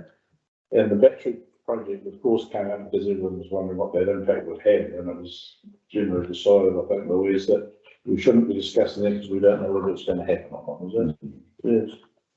Yeah, well, it's pretty hard to anticipate what the effects of the net water is. Yeah, that's right. Yeah. As we keep hearing, it's going to be fine by the If it happens.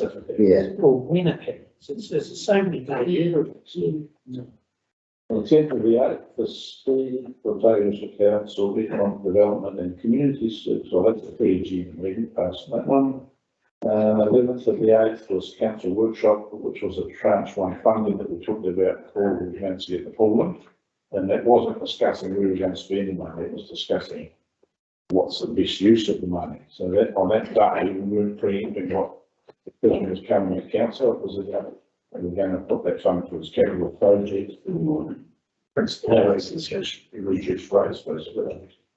You don't have to part back if we get a change of government and they can't. No, not the first part, but there's a tranche two. Tranche two is 12, no, 9 million.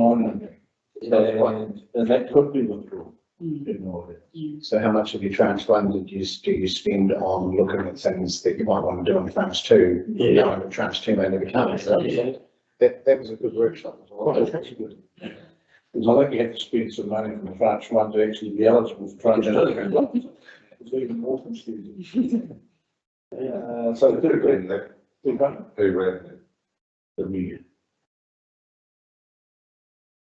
Well, I ran it to the extent that I pushed the go button and start and shut up.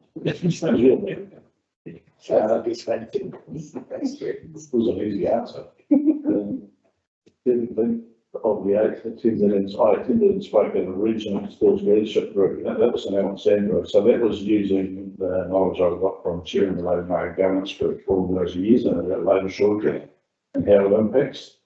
The regional skills leadership group is tasked with looking at rural communities and where the shortages are and how they manage that going forward. So that was an interesting conversation too. It was only one of three steps down that. But I'll certainly able to tell them why we're faced with such big shortages at peak season and answer the questions that some of the parent people didn't truly understand that mechanisation is not going to solve that problem, particularly when you're talking about harvesting cherries and apricots and to a lesser extent apples. But the talk is that mechanisation of harvesting apples might be 10 to 15 years or even now, what I know. So, as opposed to what you're seeing in pack houses where there is mechanisation. 22nd of the 8th, so you get prospects. Again, 23rd of the 8th, that was sent by my governance group, and that's a subgroup where we have a careers progression manager that's encouraging entrance into the horticultural sector, whether it be for upskilling or whether and those opportunities to go to volunteer to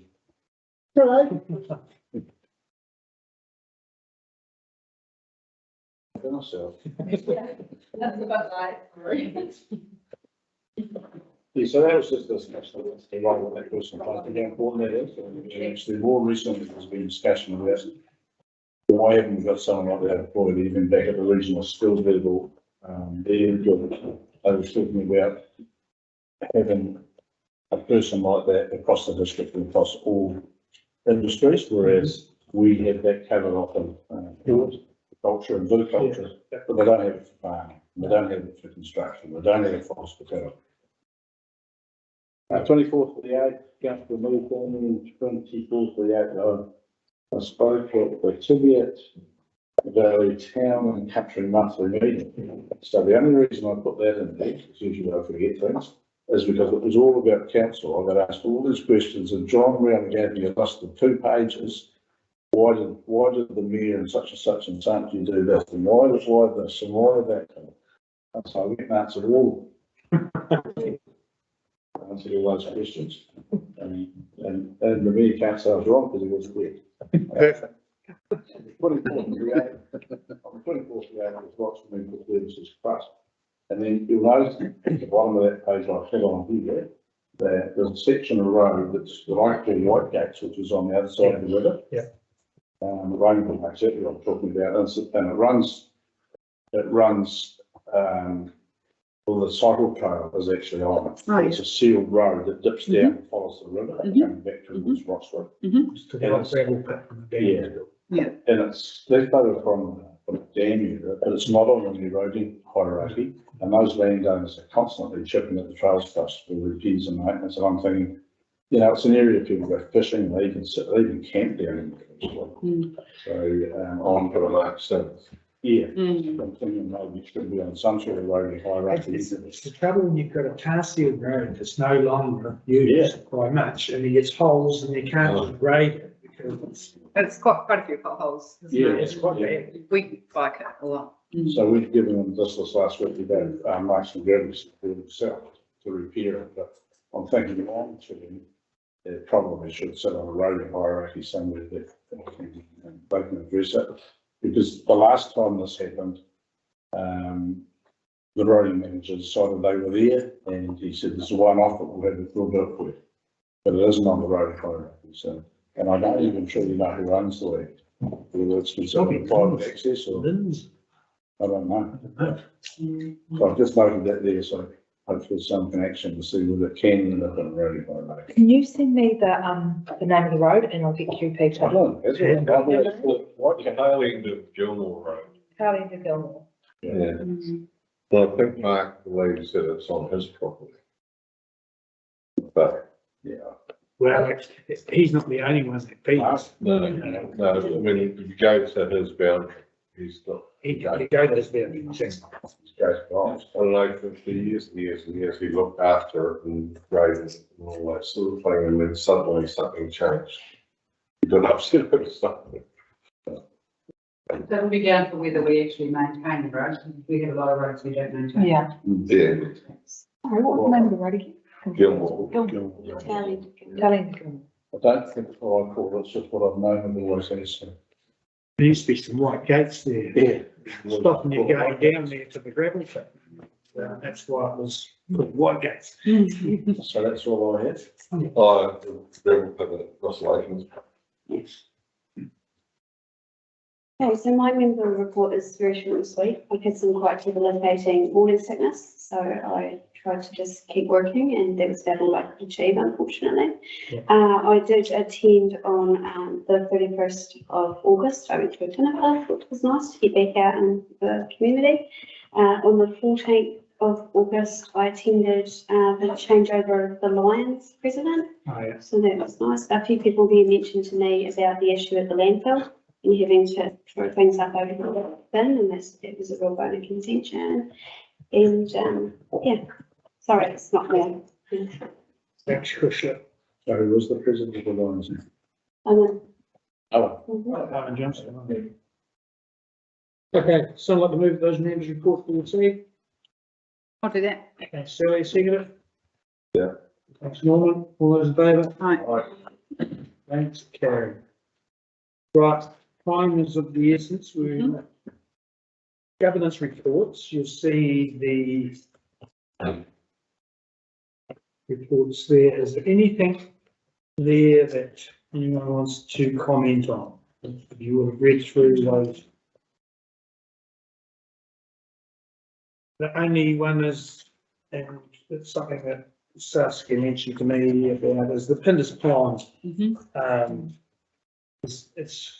It's not really happening at this stage, and we don't know if it will, and whether it needs to be just taken off this list. It's just, is that right? It's just keep coming back, and we haven't heard any more, have we? From them No. at all?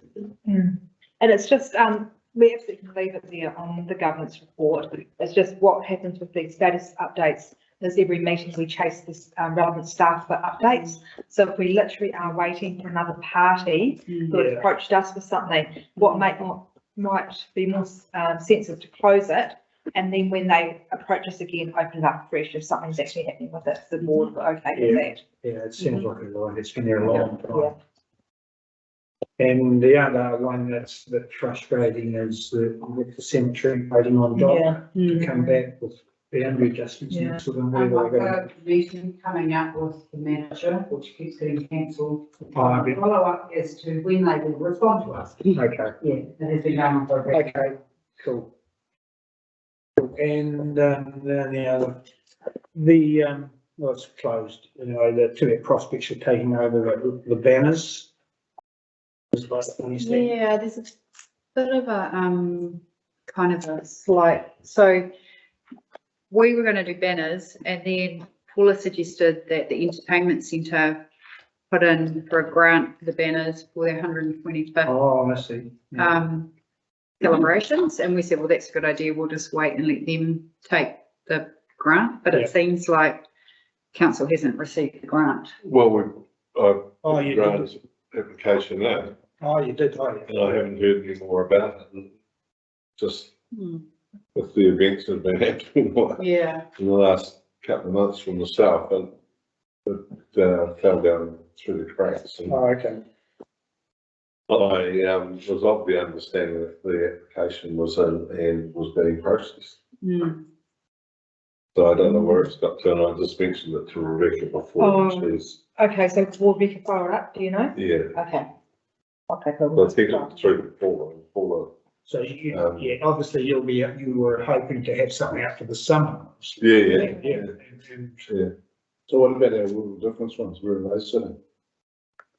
They taken down, I think, because there was quite a few that were ripped. No, replace them. Oh, well, I don't know. The world difference, I think we decide that,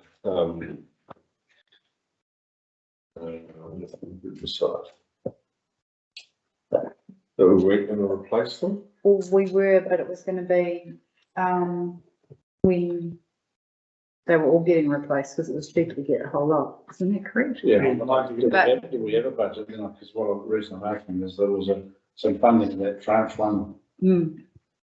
for flags, and I'm not sure whether that stayed in or not on the. Oh, I see. Not sure. No. I'm not sure. So we must have a budget for that, because we have to replace the little difference ones. Something. Yeah. Yeah. Yeah. Well, we're getting pretty catty there. So, So I'll email Paula and ask about the Yeah. different spanners All right. and see what the plan for the summer is. yeah, Yeah, and Rebecca, I'll connect them with Rebecca, because, we'll be having a conversation with Paula as well, and between us two, we'll Yeah. get it sorted. Right. okay. I have to pop away, Mr. Chairman, but I'll be back shortly. Well, thanks, Ken. The only other thing on here was just the river track is unlikely to be completed before the end of the financial year due to time delays caused by the pine tree removal on Grover in the funding application and the swimming pool. And I'm not quite sure what that means, but all I was going to chip in was the section of the money that we got to upgrade the trail in front of the swimming pool, that 10 grand that we got. We won't be finishing that until the pool's built, because we're using that at the moment for access to get machinery into the pool. But as soon as we're finished, then we'll be completing that section. That makes sense, yep. Okay. No, anything further to bring up under vote? Government reports? Okay, someone to move that report be received? Stephen, second it. I'll second that. Next question. Those in favour, please say aye. Aye. Against, carried. Date the next meeting for a new board, we actually got a date. It's in November. Yeah. 2nd of November? Yeah. Okay.